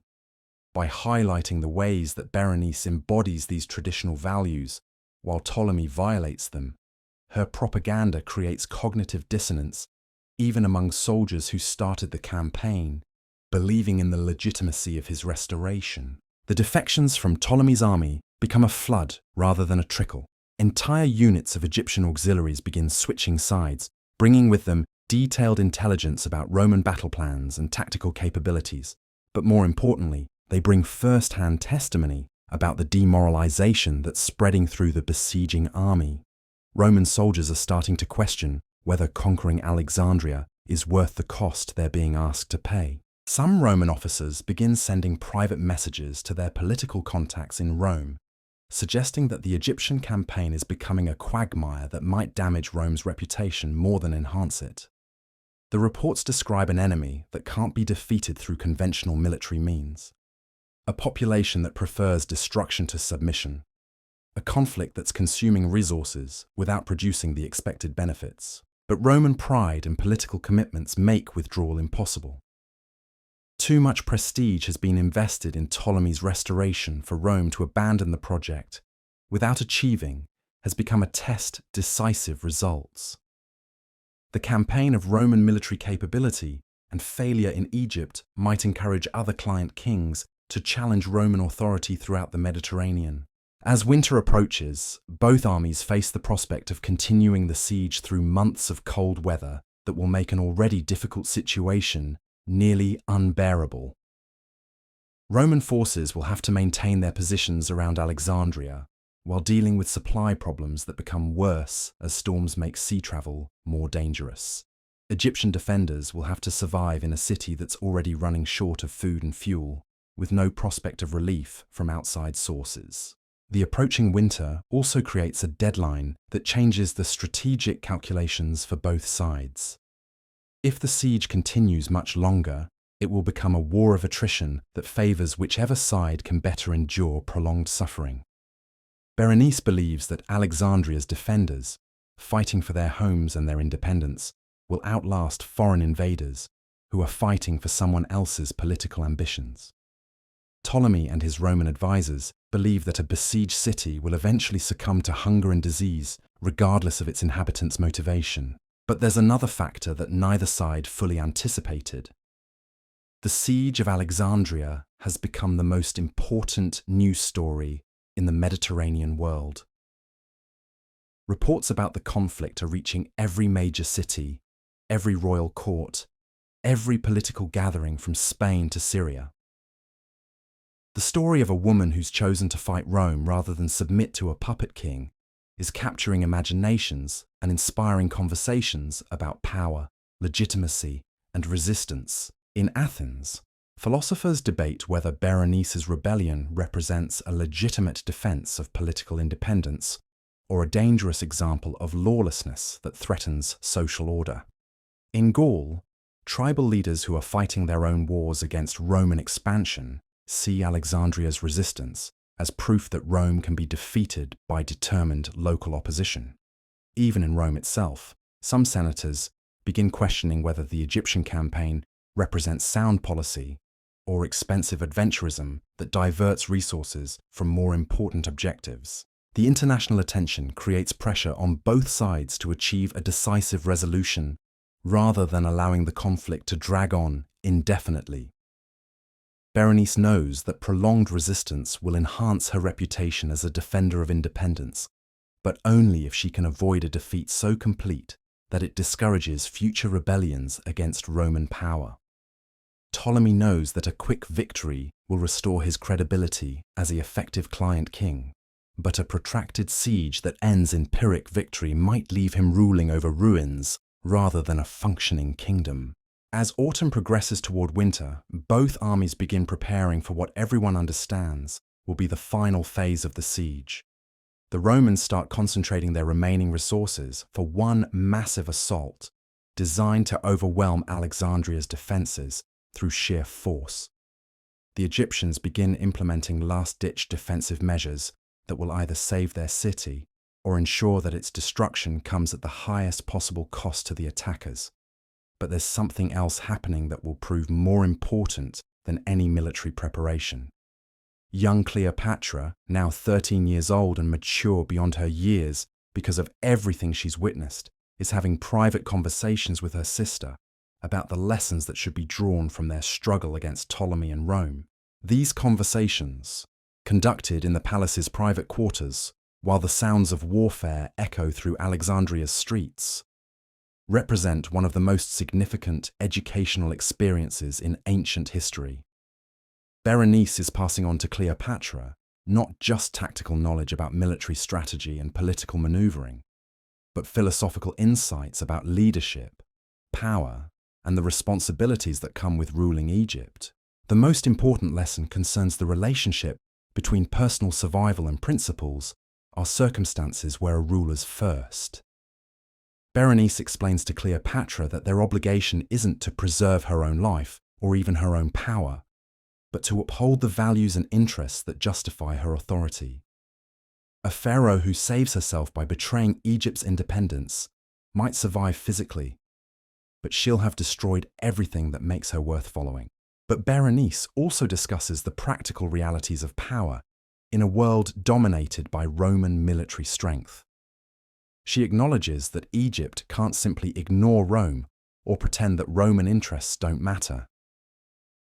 The challenge for future Egyptian rulers will be finding ways to maintain Egyptian identity and autonomy while operating within the constraints imposed by Roman hegemony. These conversations provide Cleopatra with a framework for thinking about the dilemmas she'll face during her own reign. When she later negotiates with Julius Caesar and Mark Antony, she'll be applying lessons learned from watching Berenice's struggle against impossible odds. When she makes her own choices about when to compromise and when to resist, she'll be guided by principles that were forged in the crucible of Alexandria's siege. The winter of 55 to 54 BCE becomes a time of preparation and anticipation, as both sides marshal their remaining strength for the climactic battles that will determine Egypt's future. Inside Alexandria, Berenice continues to demonstrate the kind of leadership that transforms ordinary people into heroes willing to die for a cause they believe in.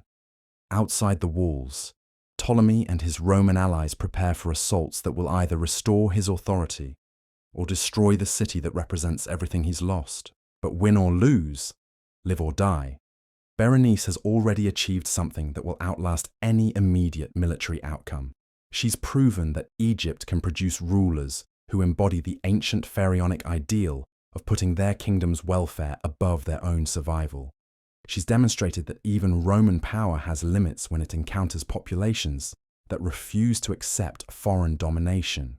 Most importantly, she's provided her younger sister with an education in leadership that will influence Egyptian history for generations to come. The stage is set for the final act of Berenice's remarkable story, a confrontation that will echo through history as one of the most dramatic examples of courage in the face of impossible odds. Whatever happens next, Alexandria's siege has already changed both Egypt and Rome in ways that will shape the ancient world's future development. The final assault begins at dawn on the winter solstice, the shortest day of the year. It's as if Ptolemy has chosen this moment deliberately, timing his ultimate attack for when darkness dominates light, when hope seems furthest away. The sound that wakes Alexandria is unlike anything the city has heard before. It's not just the familiar crash of catapults or the rhythmic pounding of battering rams. It's the coordinated roar of the largest military operation the ancient world has ever seen directed against a single city. Roman engineers constructing siege towers that rise higher than Alexandria have spent weeks preparing for this moment. As walls, building covered approaches that allow soldiers to advance while protected from defensive fire, even diverting water sources to create muddy conditions that will make positions. Every lesson learned from previous siege warfare, it harder for defenders to move quickly between threats, has been applied to the problem of conquering Alexandria. But Berenice has been preparing too. The past months of urban warfare have taught her things about defensive strategy that no military manual could ever contain. She's learned that the key to surviving overwhelming odds isn't trying to match your enemy's strength, it's forcing them to fight on terms that neutralize their advantages. And Alexandria's narrow streets, complex building patterns, and maze-like underground passages represent the perfect environment for that kind of defensive warfare. Picture the scene as the Roman assault begins. Thousands of soldiers advance across the ground between their siege camps and Alexandria's walls, their shields locked together in the famous testudo formation that's conquered cities across the Mediterranean. Behind them, Massive siege engines hurl stones and fire arrows at defensive positions. Above them, the winter sky is dark with smoke from burning buildings, and the dust kicked up by marching feet. But inside Alexandria, something extraordinary is happening. Instead of the panic and confusion that usually accompanies such overwhelming attacks, the city's defenders are moving with the kind of coordinated precision that comes from months of preparation and absolute commitment to their cause. Every person knows exactly what they're supposed to do, exactly where they're supposed to be, exactly how their individual actions contribute to the city's overall defensive strategy. Berenice herself is everywhere at once, appearing at critical moments to rally defenders who might otherwise break under the pressure, personally directing counterattacks that exploit weaknesses in Roman formations, even fighting hand-to-hand when enemy soldiers breach the walls. She's not ordinary people into heroes willing to die for something just commanding the battle. She's embodying the spirit of resistance that transforms larger than themselves. The fighting is incredibly brutal and personal. Roman soldiers who've spent months frustrated by an enemy they can never quite pin down finally have the chance to engage in the kind of direct combat they understand. But they discover that Alexandria's defenders aren't just fighting for military objectives. They're fighting for their homes, their families, their entire way of life. The intensity of that motivation creates a kind of desperate courage that Roman training and discipline struggle to overcome. Street by street, building by building, sometimes room by room, the battle progresses into Alexandria's inner districts. Roman forces advance because their numbers and equipment give them no choice but to eventually overwhelm defensive positions. But every advance costs them dearly, and every position they capture has been stripped of everything useful before they arrive functioning city. The most devastating aspect of they're conquering ruins rather than a Roman assault isn't the military casualties, though those are enormous. It's the systematic destruction of Alexandria's cultural treasures. Buildings that house centuries of accumulated knowledge are being burned. Artworks that represent the pinnacle of ancient craftsmanship are being smashed or looted. The Great Library itself, the repository of human learning that draws scholars from across the known world, becomes a battlefield where priceless scrolls are trampled underfoot by soldiers focused on killing each other. Young Cleopatra witnesses this destruction with the kind of horror that will shape her entire approach to preserving Egyptian civilization. She's watching Roman soldiers use ancient papyrus scrolls as fuel for their cooking fires. She's seeing statues of Egyptian gods being broken apart to clear fields of fire for military equipment. She's learning that warfare isn't just about political control. It's about the survival of everything that makes a civilization worth defending. But she's also seeing something else that's equally important for her future development as a leader. She's watching how Berenice maintains her dignity and her principles even as everything she's fought to protect crumbles around her. Her older sister isn't becoming bitter or desperated. She's becoming more focused as defeat becomes inevitable. Instead, on ensuring that her resistance means something, that the example she's setting will inspire future generations of Egyptians who face similar challenges. The siege reaches its climax when Roman forces finally break through Alexandria's inner defenses and begin fighting their way toward the royal palace itself. This is the moment that Berenice has been preparing for throughout the entire campaign, the final test of her commitment to the principles that drove her to rebellion in the first place. Her advisors present her with options that might still allow her to escape. There are ships in the harbour that could carry her to safety in other kingdoms where she might build support for a future attempt to reclaim Egypt.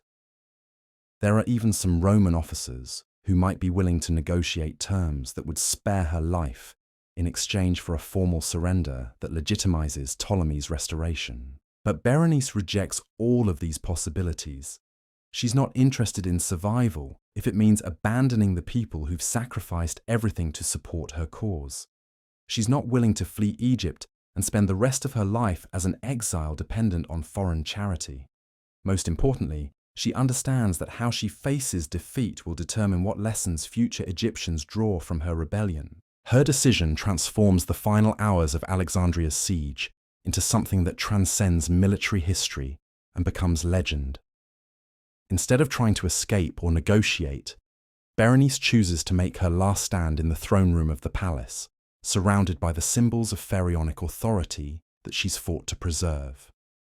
She's going to die as she lived during her 3 years as pharaoh, as the legitimate ruler of Egypt, defending her kingdom against foreign invaders. The throne room battle is like something out of an epic poem. Picture the scene. Berenice stands before the golden throne of Egypt, wearing the traditional regalia of the pharaohs, holding the ceremonial weapons that symbolize her authority over Upper and Lower Egypt. Around her are the last of Alexandria's defenders, men and women who've chosen to stay with their queen rather than flee or surrender. The room is lit by torches that cast dancing shadows on walls, covered with hieroglyphic inscriptions, telling the stories of Egypt's greatest rulers. When Roman soldiers finally break down the doors and pour into the throne room, they find themselves facing not a defeated enemy begging for mercy, but a pharaoh of Egypt prepared to die with dignity. The fighting is fierce but brief. Berenice and her final supporters are overwhelmed by sheer numbers, but they make the Romans pay for every step forward, every life taken, every symbol of Egyptian independence they destroy. Berenice's death is both an ending and a beginning. It marks the end of her remarkable 3-year reign, the conclusion of Egypt's last serious attempt to break free from Roman influence during this period. But it also represents the beginning of a legend that will inspire Egyptian resistance to foreign domination for centuries to come. She dies not as a failed rebel, but as a martyr for Egyptian independence. The immediate aftermath of Alexandria's fall is everything that Berenice predicted it would be. Ptolemy XII returns to his throne, but he's no longer the same man who fled Egypt 3 years earlier. The experience of depending on foreign armies to reclaim his own kingdom has left him bitter, paranoid, and ruthlessly determined to prevent any future challenges to his authority. His first act upon returning to power is exactly what Berenice expected: a systematic purge of everyone who supported her rebellion. The death lists that Roman spies had compiled during the siege become the blueprint for a reign of terror that eliminates not just active participants in the coup, but anyone who might have sympathized with Berenice's vision of Egyptian independence. Hundreds of prominent Egyptians are executed in the weeks following Alexandria's fall. Military commanders who served Berenice faithfully are crucified as traitors. Merchants who provided financial support for her regime have their property confiscated and their families exiled. Even priests who conducted religious ceremonies legitimizing her rule are removed from their positions and replaced with clergy loyal to Ptolemy. But the purges create exactly the opposite effect from what Ptolemy intended. Instead of intimidating potential rebels into submission, the mass executions convince many Egyptians that their restored pharaoh is nothing more than a Roman puppet who's willing to murder his own people to maintain power. The legitimacy that Ptolemy hoped to restore through military victory is undermined by the brutality he uses to enforce that victory. Young Cleopatra watches these purges with the same careful attention she's given to every other aspect of the conflict between her father and her sister. She's learning that political victory isn't just about winning battles or eliminating enemies. It's about building the kind of legitimacy that makes people willing to follow you voluntarily rather than through fear alone. The lessons she draws from Berenice's fate will influence every major decision she makes during her own reign. When she later faces civil wars against her own siblings, she'll remember how Ptolemy's harsh treatment of defeated opponents created lasting resentment that undermined his authority. When she negotiates with Julius Caesar and Mark Antony, she'll apply strategies for maintaining Egyptian autonomy that were developed during Berenice's resistance to Roman pressure. Most importantly, she'll carry forward Berenice's vision of what Egyptian leadership should represent. A true pharaoh doesn't just exercise power, she embodies the values and aspirations that make Egypt worth defending. A legitimate ruler doesn't survive by betraying her people's interests. She earns loyalty by demonstrating that she's willing to sacrifice everything for their welfare. The international reaction to Berenice's defeat is complex and revealing. Roman officials celebrate the successful restoration of their client king, but privately, many of them are disturbed by how much the campaign cost and how little it actually accomplished. Egypt is back under Roman influence, but it's a devastated Egypt ruled by a pharaoh who's lost the respect of his own people. Other kingdoms that are struggling with Roman expansion draw their own lessons from Alexandria's siege. Some rulers conclude that resistance to Rome is futile and accelerate their own accommodation to Roman demands, but others see Berenice's example as proof that even overwhelming Roman power can be challenged successfully, at least for a time. The story of the pharaoh who chose death over submission becomes a rallying cry for independence movements throughout the Mediterranean. In Athens, the siege of Alexandria becomes the subject of philosophical debates about the nature of legitimate authority and the right of resistance to tyranny. Stoic philosophers argue that Berenice's willingness to die for her principles represents the highest form of moral courage. Aristotelian scholars analyze the political strategies she used and debate whether her rebellion was justified by Ptolemy's failures as a ruler. Even in Rome itself, the Egyptian campaign generates controversy that will influence future imperial policy.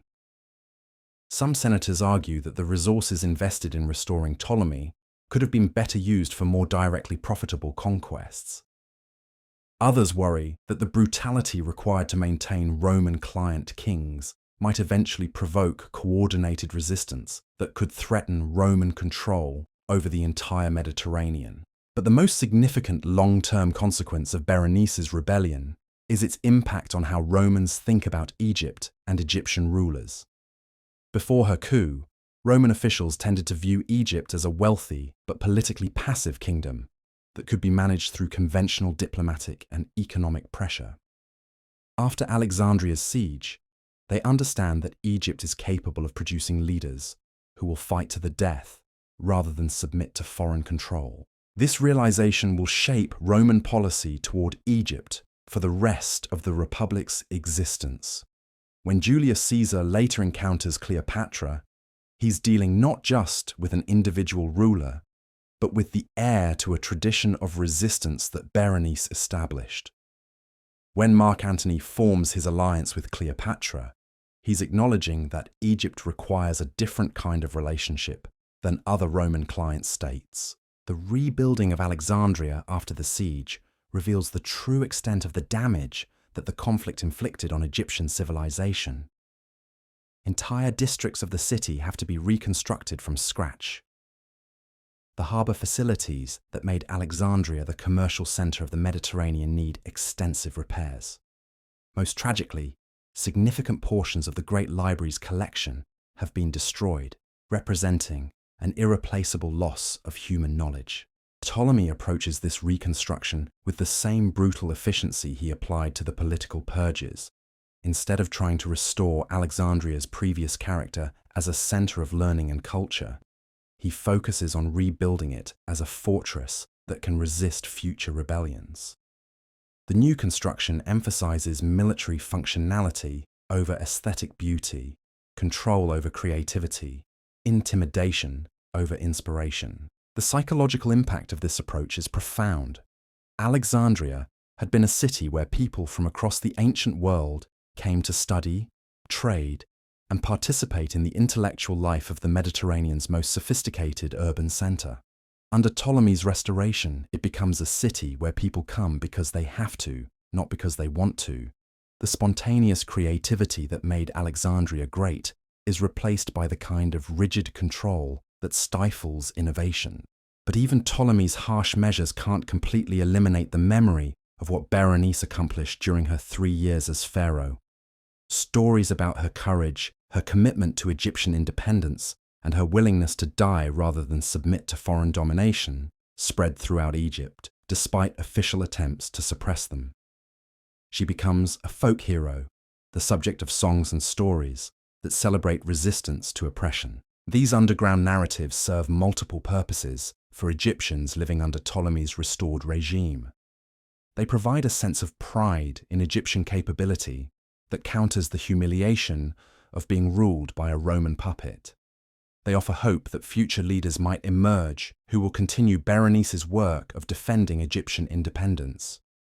Most importantly, they preserve the memory of what Egyptian leadership can look like when it's guided by principle rather than mere survival. Cleopatra grows up surrounded by these stories, and they become part of her fundamental understanding of what it means to be a pharaoh of Egypt. She learns that true authority comes not from foreign backing or military force, but from embodying the values that make Egypt worth defending. She discovers that the most important battles aren't always the ones you win, but the ones that demonstrate what you're willing to sacrifice for your beliefs. The economic consequences of Berenice's rebellion and its suppression extend far beyond Egypt's borders. The disruption of grain shipments during the siege creates food shortages in cities throughout the Mediterranean that depend on Egyptian agriculture. The destruction of Alexandria's commercial facilities reduces trade volumes and increases prices for luxury goods that were previously available only through Egyptian merchants. But the most significant economic impact is psychological. The siege demonstrates that even Egypt, the most stable and productive kingdom in the ancient world, can be thrown into chaos by political conflicts. Merchants and investors throughout the Mediterranean begin factoring political risk into their calculations in ways they never had to before.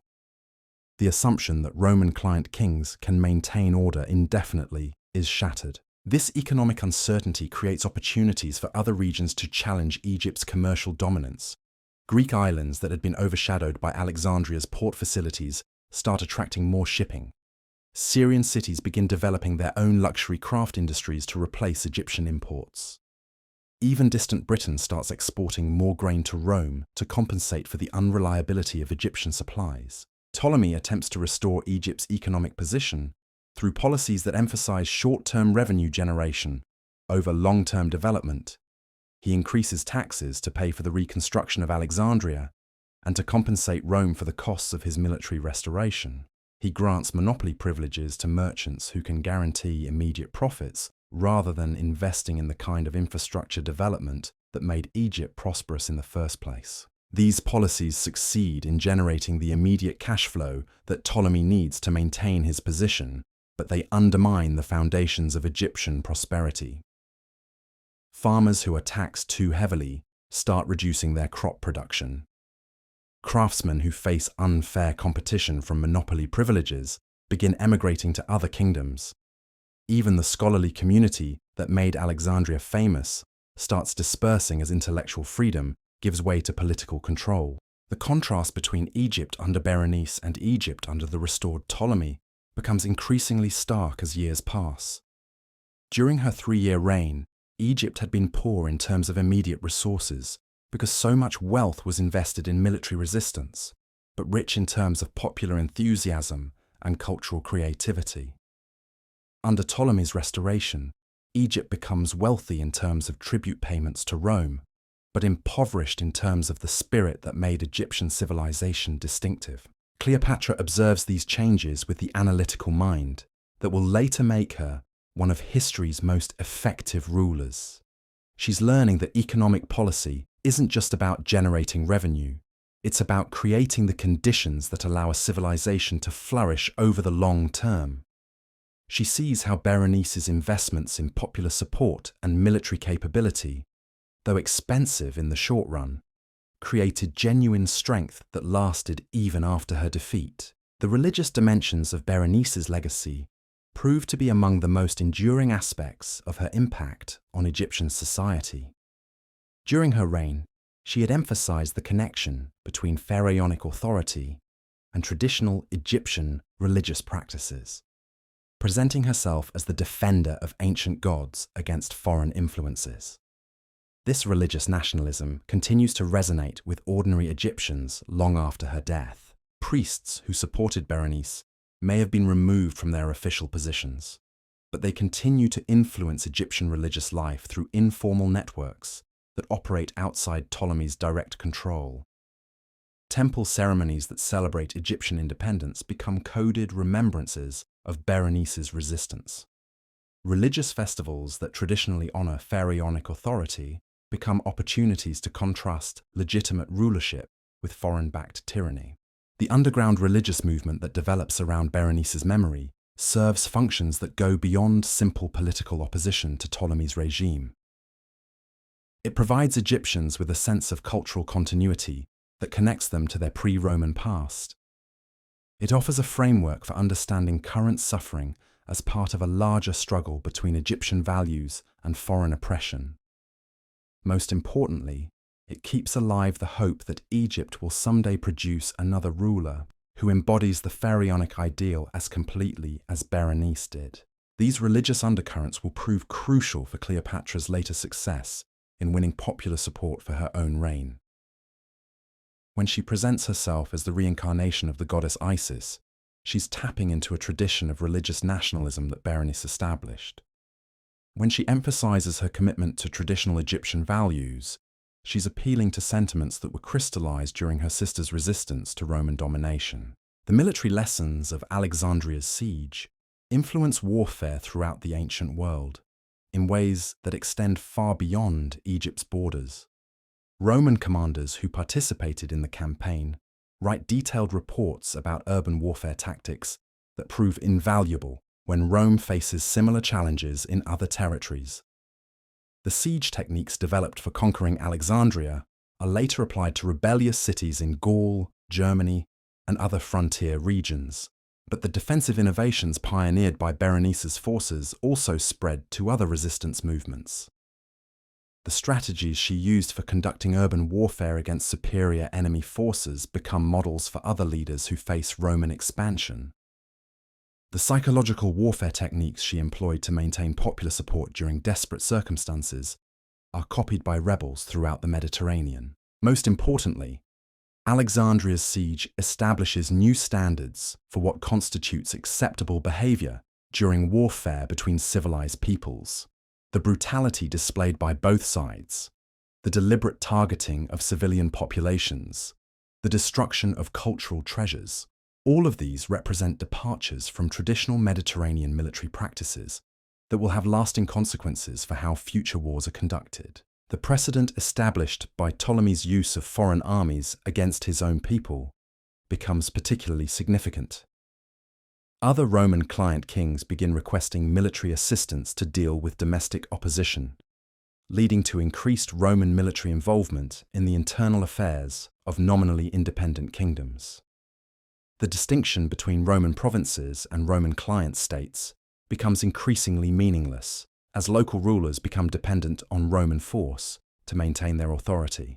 This militarization of politics throughout the Roman sphere of influence creates exactly the kind of instability that Berenice had warned against.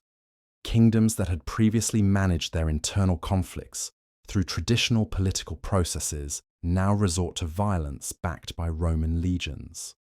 The result is a cascade of civil wars and rebellions that ultimately contributes to the collapse of the Roman Republic itself. As Cleopatra matures from a teenager into a young woman, she carries with her the memory of everything she witnessed during Berenice's reign and its violent conclusion. But she doesn't carry these memories as psychological trauma or political bitterness. Instead, she transforms them into practical wisdom about leadership, strategy, and the complex relationship between Egypt and Rome. The most important lesson she draws from Berenice's experience is that Egyptian independence can't be maintained through direct military confrontation with Roman power. The siege of Alexandria proved that even the most determined resistance will eventually be overwhelmed if it relies solely on conventional warfare. But Cleopatra also learns that this doesn't mean Egypt has to accept complete subordination to Roman interests. Instead, she begins developing a more sophisticated understanding of how small kingdoms can maintain autonomy within the framework of larger imperial systems. She studies the strategies used by other rulers who have successfully balanced local independence with imperial accommodation. She analyzes the political dynamics within Rome itself, looking for opportunities to exploit Roman internal conflicts for Egyptian benefit. But perhaps most importantly, she absorbs Berenice's fundamental insight about the relationship between personal integrity and political effectiveness. A ruler who's willing to betray her own principles for short-term advantage will eventually lose the respect that makes leadership possible. A pharaoh who puts her own survival above Egypt's welfare will discover that survival without honor isn't worth achieving. This philosophical foundation will guide every major decision Cleopatra makes during her own legendary career. When she chooses to ally with Julius Caesar, she's not just seeking Roman protection. She's implementing a strategy for preserving Egyptian autonomy that was conceived during the siege of Alexandria. When she later supports Mark Antony against Octavian, she's continuing the struggle for Egyptian independence that Berenice began. The winter that follows Alexandria's fall is the harshest in living memory, as if nature itself is mourning the destruction of one of the ancient world's greatest cities. Snow falls in Egypt for the first time in decades. The Nile's annual flood is unusually weak, reducing agricultural productivity just when the kingdom needs maximum economic recovery. Even the weather seems to reflect the political and cultural damage that Ptolemy's restoration has inflicted on Egyptian civilization. But spring eventually comes, and with it, the beginning of a slow process of healing that will take decades to complete. New buildings rise from the ruins of Alexandria's devastated districts. Young scholars arrive to begin rebuilding the Great Library's collection. Merchants return to restore the commercial networks that made Egypt the economic center of the Mediterranean world. Yet something fundamental has changed in Egypt that can never be fully restored. The easy confidence that had characterized Egyptian civilization for 3 millennia has been replaced by a wariness about the future that reflects hard-earned knowledge about the costs of political conflict. The assumption that Egypt's wealth and strategic importance would always protect it from foreign domination has been shattered by the reality of Roman military power. This new realism will prove to be one of Berenice's most important legacies. She forced Egypt to confront the limitations of its traditional approaches to international relations and domestic governance. She demonstrated that survival in the Roman world requires strategies that go beyond ancient precedent and conventional wisdom. Most importantly, she proved that Egyptian civilization is worth defending, even at the ultimate cost. As Cleopatra prepares to assume her own role in Egyptian history, she carries forward not just the memory of Berenice's courage, but the practical lessons about leadership that were forged in the crucible of Alexandria's siege. She understands that being pharaoh means more than wearing the crown and sitting on the throne. It means embodying the values that make Egypt distinctive, defending the interests that make Egyptian independence meaningful, and inspiring the kind of loyalty that transforms subjects into citizens willing to sacrifice for their country. The story of Berenice IV ends with her death in Alexandria's throne room, but her influence on Egyptian history is just beginning. Every choice that Cleopatra will make as pharaoh, every alliance she will forge, every risk she will take for Egypt's welfare, will reflect lessons learned from watching her older sister choose principle over survival, dignity over compromise, death over dishonor. In the end, Berenice's 3-year reign represents more than just a failed rebellion against Roman influence. It represents the moment when Egyptian civilization discovered what it was willing to die for, and in making that discovery, found the strength to survive even the loss of political independence. She may have lost her throne and her life, but she preserved something more valuable. The idea that Egypt is worth defending, no matter what the cost. That idea, that profound understanding of what Egyptian greatness truly meant, would live on in ways that Berenice never could have imagined. Because while Ptolemy XII sat on his restored throne, surrounded by Roman advisors and protected by foreign guards, the real power in Egypt was already shifting toward the young woman who had witnessed everything. Cleopatra was no longer the child who had watched her sister's coup with wide-eyed fascination. She was now a teenager who understood that power in Egypt would never again be a simple matter of royal birthright and traditional authority. The world had changed, Rome had changed, and Egypt would have to change with it or face complete destruction. But here's what makes Cleopatra's transformation so remarkable. While other members of the Ptolemaic family responded to Berenice's defeat by becoming more cautious, more willing to accommodate Roman demands, Cleopatra drew exactly the opposite conclusion. She decided that the problem with Berenice's approach hadn't been her commitment to Egyptian independence, but her methods for achieving it. Picture this scene. It's a year after Alexandria's fall, and Cleopatra is walking through the rebuilt sections of the city with her private tutor, an elderly Greek scholar who had somehow survived the purges. They're discussing the philosophical writings of Plato, but Cleopatra's attention keeps wandering to the Roman soldiers who patrol the streets, the Roman merchants who dominate the harbour, the Roman officials who seem to have more influence over Egyptian policy than Egyptian nobles do. Finally, she stops walking and asks her tutor a question that reveals how profoundly her thinking has evolved. She wants to know whether it's possible for someone to win by appearing to lose, whether strategic surrender might sometimes be more effective than heroic resistance. She's not abandoning Berenice's vision of Egyptian greatness. She's developing a more sophisticated understanding of how to achieve it. The tutor, who remembers when Alexandria was truly independent, understands exactly what she's asking.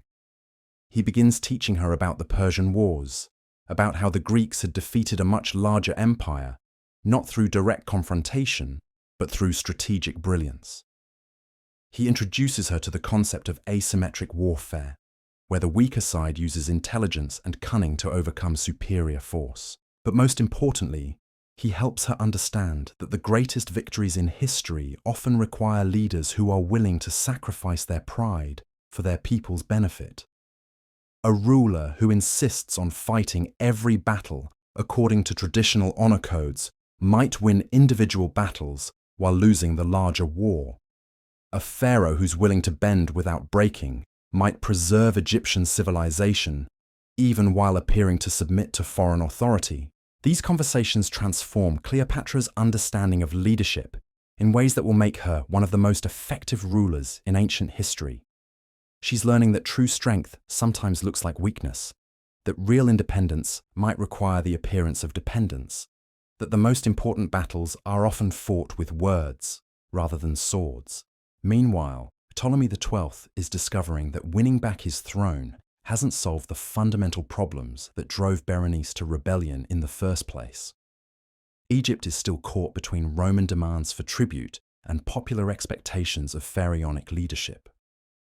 The kingdom is still struggling to maintain its cultural identity while adapting to an increasingly Roman world. The royal family is still divided by competing visions of what Egyptian independence should mean. But now these problems are compounded by the damage from 3 years of civil war and the ongoing costs of Roman military support. Ptolemy finds himself in the impossible position of having to pay Rome for the privilege of being restored to a throne that his own people reject as illegitimate. Every decision he makes to satisfy Roman demands alienates Egyptian nobles, while every gesture toward Egyptian nationalism raises suspicions among his Roman advisors. The irony is perfect and devastating. Ptolemy had sought Roman help because he believed it would make him stronger, but Roman support has actually made him weaker. He's no longer just a pharaoh dealing with domestic opposition. He's a client king whose authority depends entirely on foreign backing. The independence that Berenice had died defending is now completely gone, not because she failed, but because her father succeeded. Cleopatra watches this deterioration with the analytical detachment that will later make her such a formidable negotiator. She's seeing how Ptolemy's dependence on Roman support creates a downward spiral that makes him less effective as a ruler with each passing month. She's learning that accepting foreign help isn't always the pragmatic choice it appears to be, that sometimes the cure is worse than the disease. But she's also developing a more nuanced understanding of Roman politics that will prove crucial for her own future success. Through conversations with Roman officials who visit the Egyptian court, she discovers that Rome isn't the monolithic empire that most Egyptians imagine. It's actually a collection of competing factions, ambitious individuals, and conflicting interests that create opportunities for skilled diplomats to exploit. The Romans who restored Ptolemy to power aren't united in their vision for Egypt's future. Some see the kingdom primarily as a source of grain to feed Roman cities.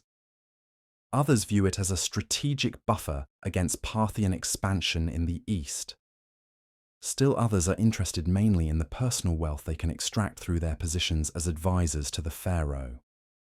These divisions within Roman policy create space for Egyptian maneuvering that Berenice never fully exploited. She had approached Rome as a unified enemy that had to be resisted or defeated. Cleopatra begins to understand that Rome might actually be a complex system of rivals and allies that can be navigated through careful diplomacy and strategic alliances. This insight leads her to start cultivating relationships with individual Romans, rather than simply viewing them as representatives of a hostile foreign power. She begins learning Latin, not just to communicate more effectively, but to understand the cultural nuances that influence Roman decision-making. She studies Roman history, looking for precedents that might guide her own future interactions with Roman leaders. Most importantly, she starts developing her legendary skills of personal persuasion through practice with the Roman officials who visit her father's court. She discovers that her combination of intelligence, beauty, and cultural sophistication creates exactly the kind of impression that ambitious Romans find irresistible. She's not using these gifts frivolously. She's developing them as political weapons that might someday preserve Egyptian independence through seduction rather than warfare.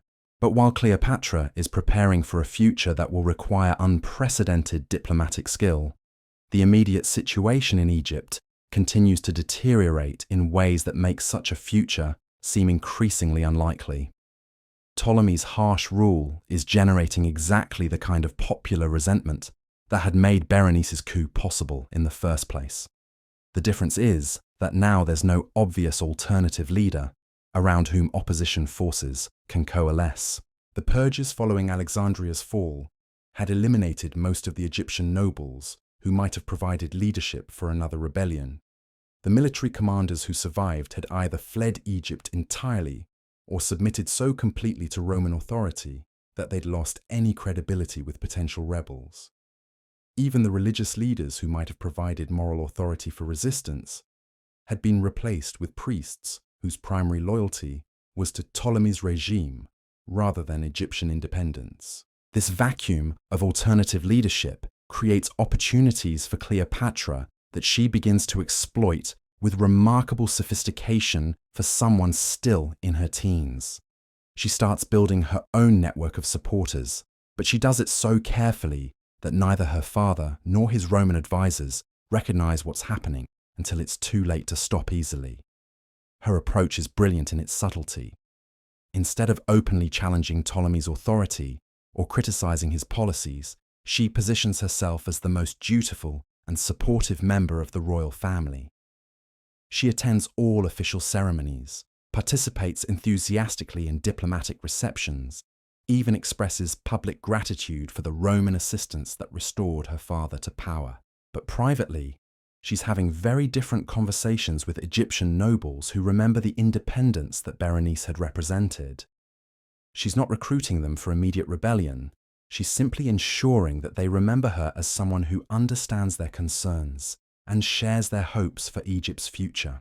She's building relationships that might prove valuable someday, without creating commitments that could be used against her today. The genius of this strategy becomes apparent when Ptolemy dies in 51 BCE, just 4 years after his restoration to power. His death creates a succession crisis that could have resulted in another period of civil war and foreign intervention. Instead, Cleopatra is able to assume power smoothly because she's already established herself as the logical heir who commands both popular support and international recognition. But the Egypt that Cleopatra inherits is profoundly different from the kingdom that Berenice had ruled just a few years earlier. The damage from the siege of Alexandria, the costs of Roman military intervention, the economic disruption from years of political instability. All of these factors have weakened Egypt in ways that make traditional pharaonic governance almost impossible. More importantly, the international situation has changed in ways that make Egyptian independence even more precarious than it was during Berenice's time. Rome is no longer just the dominant power in the Mediterranean. It's actively expanding into territories that border Egypt directly. The Parthian Empire in the east is growing stronger and more aggressive, creating pressure for Egypt to choose sides in conflicts between major powers. But perhaps most significantly, Roman politics itself is becoming increasingly unstable in ways that create both dangers and opportunities for Egyptian rulers. The rise of powerful individuals like Pompey, Crassus, and Julius Caesar is transforming Rome from a republic governed by collective institutions into an empire dominated by personal rivalry between ambitious generals. Cleopatra recognizes that this transformation creates possibilities that hadn't existed during Berenice's reign. Instead of dealing with Roman policy as determined by senatorial debate and collective decision-making, she might be able to form personal alliances with individual Roman leaders who have the power to protect Egyptian interests in exchange for Egyptian support of their own ambitions. This insight leads her to develop the strategy that will define her entire career as pharaoh. Rather than trying to preserve Egyptian independence through resistance to Roman power, she'll attempt to maintain Egyptian autonomy through partnership with Roman leaders who need what Egypt can provide. It's a more sophisticated approach than anything Berenice had attempted, but it's also more dangerous because it requires her to navigate the treacherous waters of Roman civil war. Her first opportunity to test this strategy comes when Julius Caesar arrives in Alexandria in 48 BCE, pursuing Pompey after their decisive battle at Pharsalus. Caesar is at the height of his power, but he's also in desperate need of the financial resources that Egypt can provide. Cleopatra sees immediately that this creates exactly the kind of situation where Egyptian wealth might be exchanged for Roman protection on terms that preserve Egyptian dignity. But she also understands that how she handles this first encounter with Caesar will determine whether Egypt becomes a Roman province or maintains some degree of independence under Roman hegemony. She has one chance to make an impression that will establish her as a valuable ally rather than just another conquered queen. And everything depends on her ability to project strength, even from a position of apparent weakness. The famous story of how she has herself smuggled into Caesar's presence wrapped in a carpet isn't just a romantic gesture. It's a calculated demonstration of the kind of boldness and creativity that Roman leaders respect. She's showing Caesar that she's willing to take enormous personal risks to achieve her political objectives, that she's someone who can be counted on to find solutions to seemingly impossible problems. But more importantly, she's demonstrating that she's not intimidated by Roman power in the way that most client rulers are. She's approaching Caesar as an equal who has something valuable to offer, not as a supplicant begging for mercy. This psychological positioning proves crucial for establishing the kind of relationship that allows Egypt to maintain its distinctive identity even while accepting Roman hegemony. The alliance that develops between Cleopatra and Caesar represents the fruition of everything she learned from watching Berenice's struggle against impossible odds. She's applying her sister's commitment to Egyptian greatness, but she's doing it through diplomatic seduction rather than military resistance. She's preserving Egyptian independence, but she's doing it through strategic partnership rather than direct confrontation. The success of this approach becomes apparent when Caesar not only confirms Cleopatra as pharaoh of Egypt, but also provides Roman military support for her own civil war against her brother Ptolemy XIII. Instead of Egypt becoming another Roman province, it becomes a Roman ally whose ruler exercises genuine authority over internal Egyptian affairs while coordinating with Rome on international policy. But Cleopatra's partnership with Caesar also creates new dangers that Berenice never had to face. By allying herself so closely with one Roman leader, She becomes vulnerable to the consequences of Roman civil war in ways that traditional Egyptian diplomacy had always avoided. When Caesar is assassinated in 44 BCE, Cleopatra suddenly finds herself without Roman protection in a world where Roman factions are fighting for control of the entire Mediterranean. Her response to this crisis reveals how completely she's absorbed the lessons of Berenice's reign.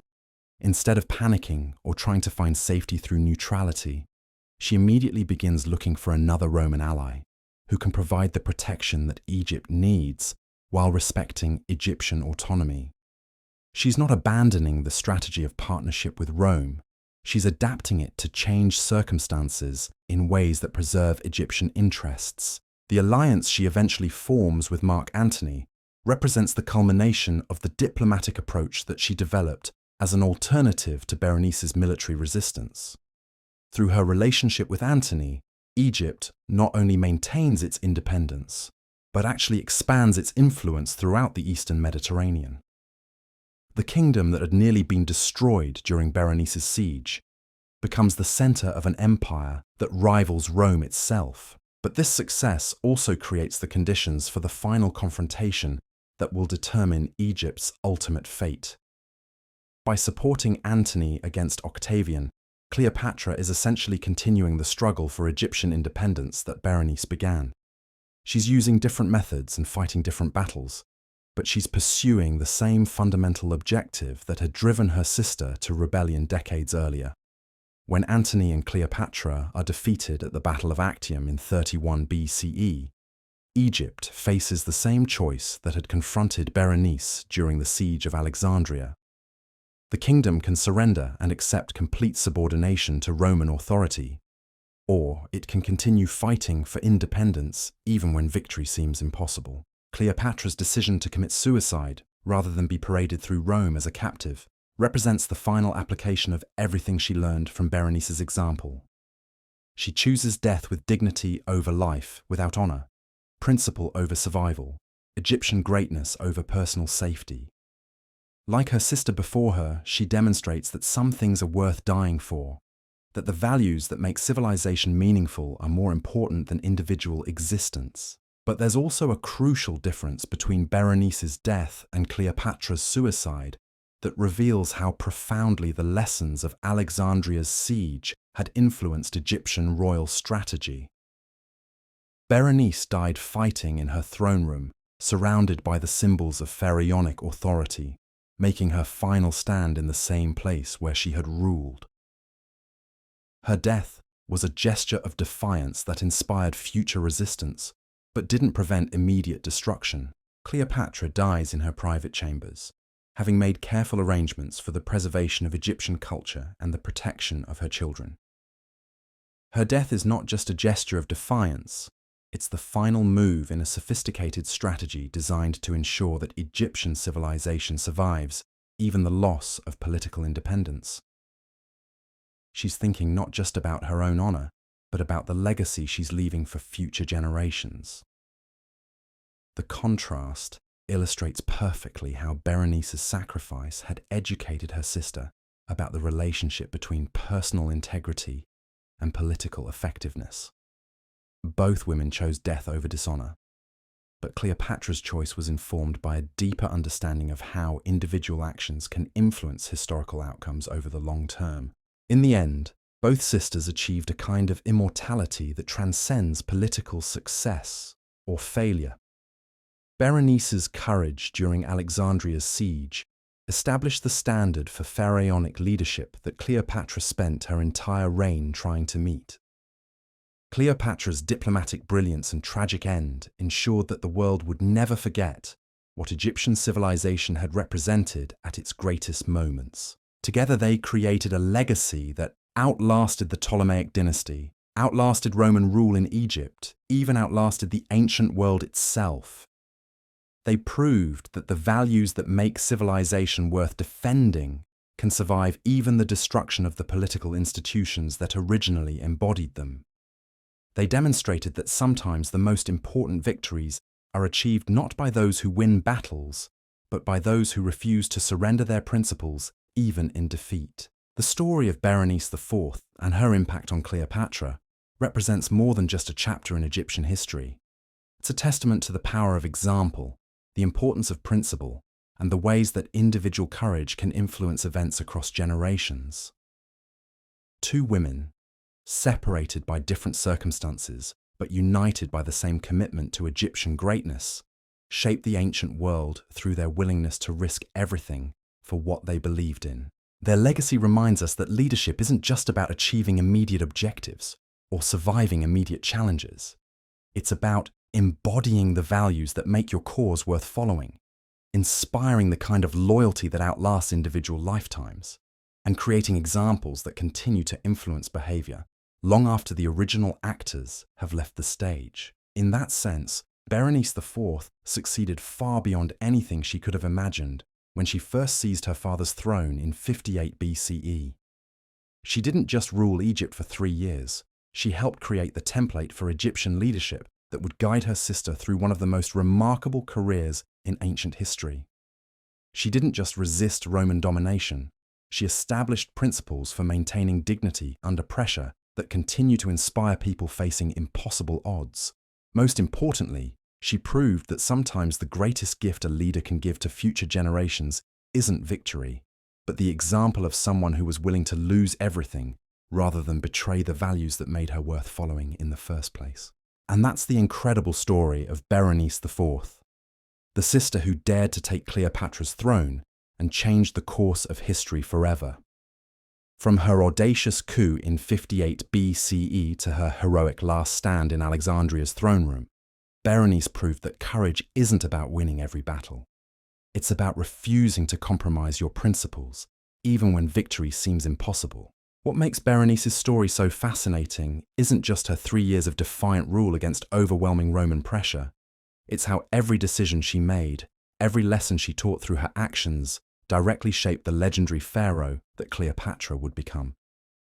The diplomatic brilliance that made Cleopatra famous, the strategic thinking that allowed her to seduce Julius Caesar and Mark Antony, even her final choice to die with dignity rather than live in shame. All of it traces back to what she learned from watching her older sister fight for Egyptian independence. Berenice may have lost her throne and her life, but she won something far more valuable.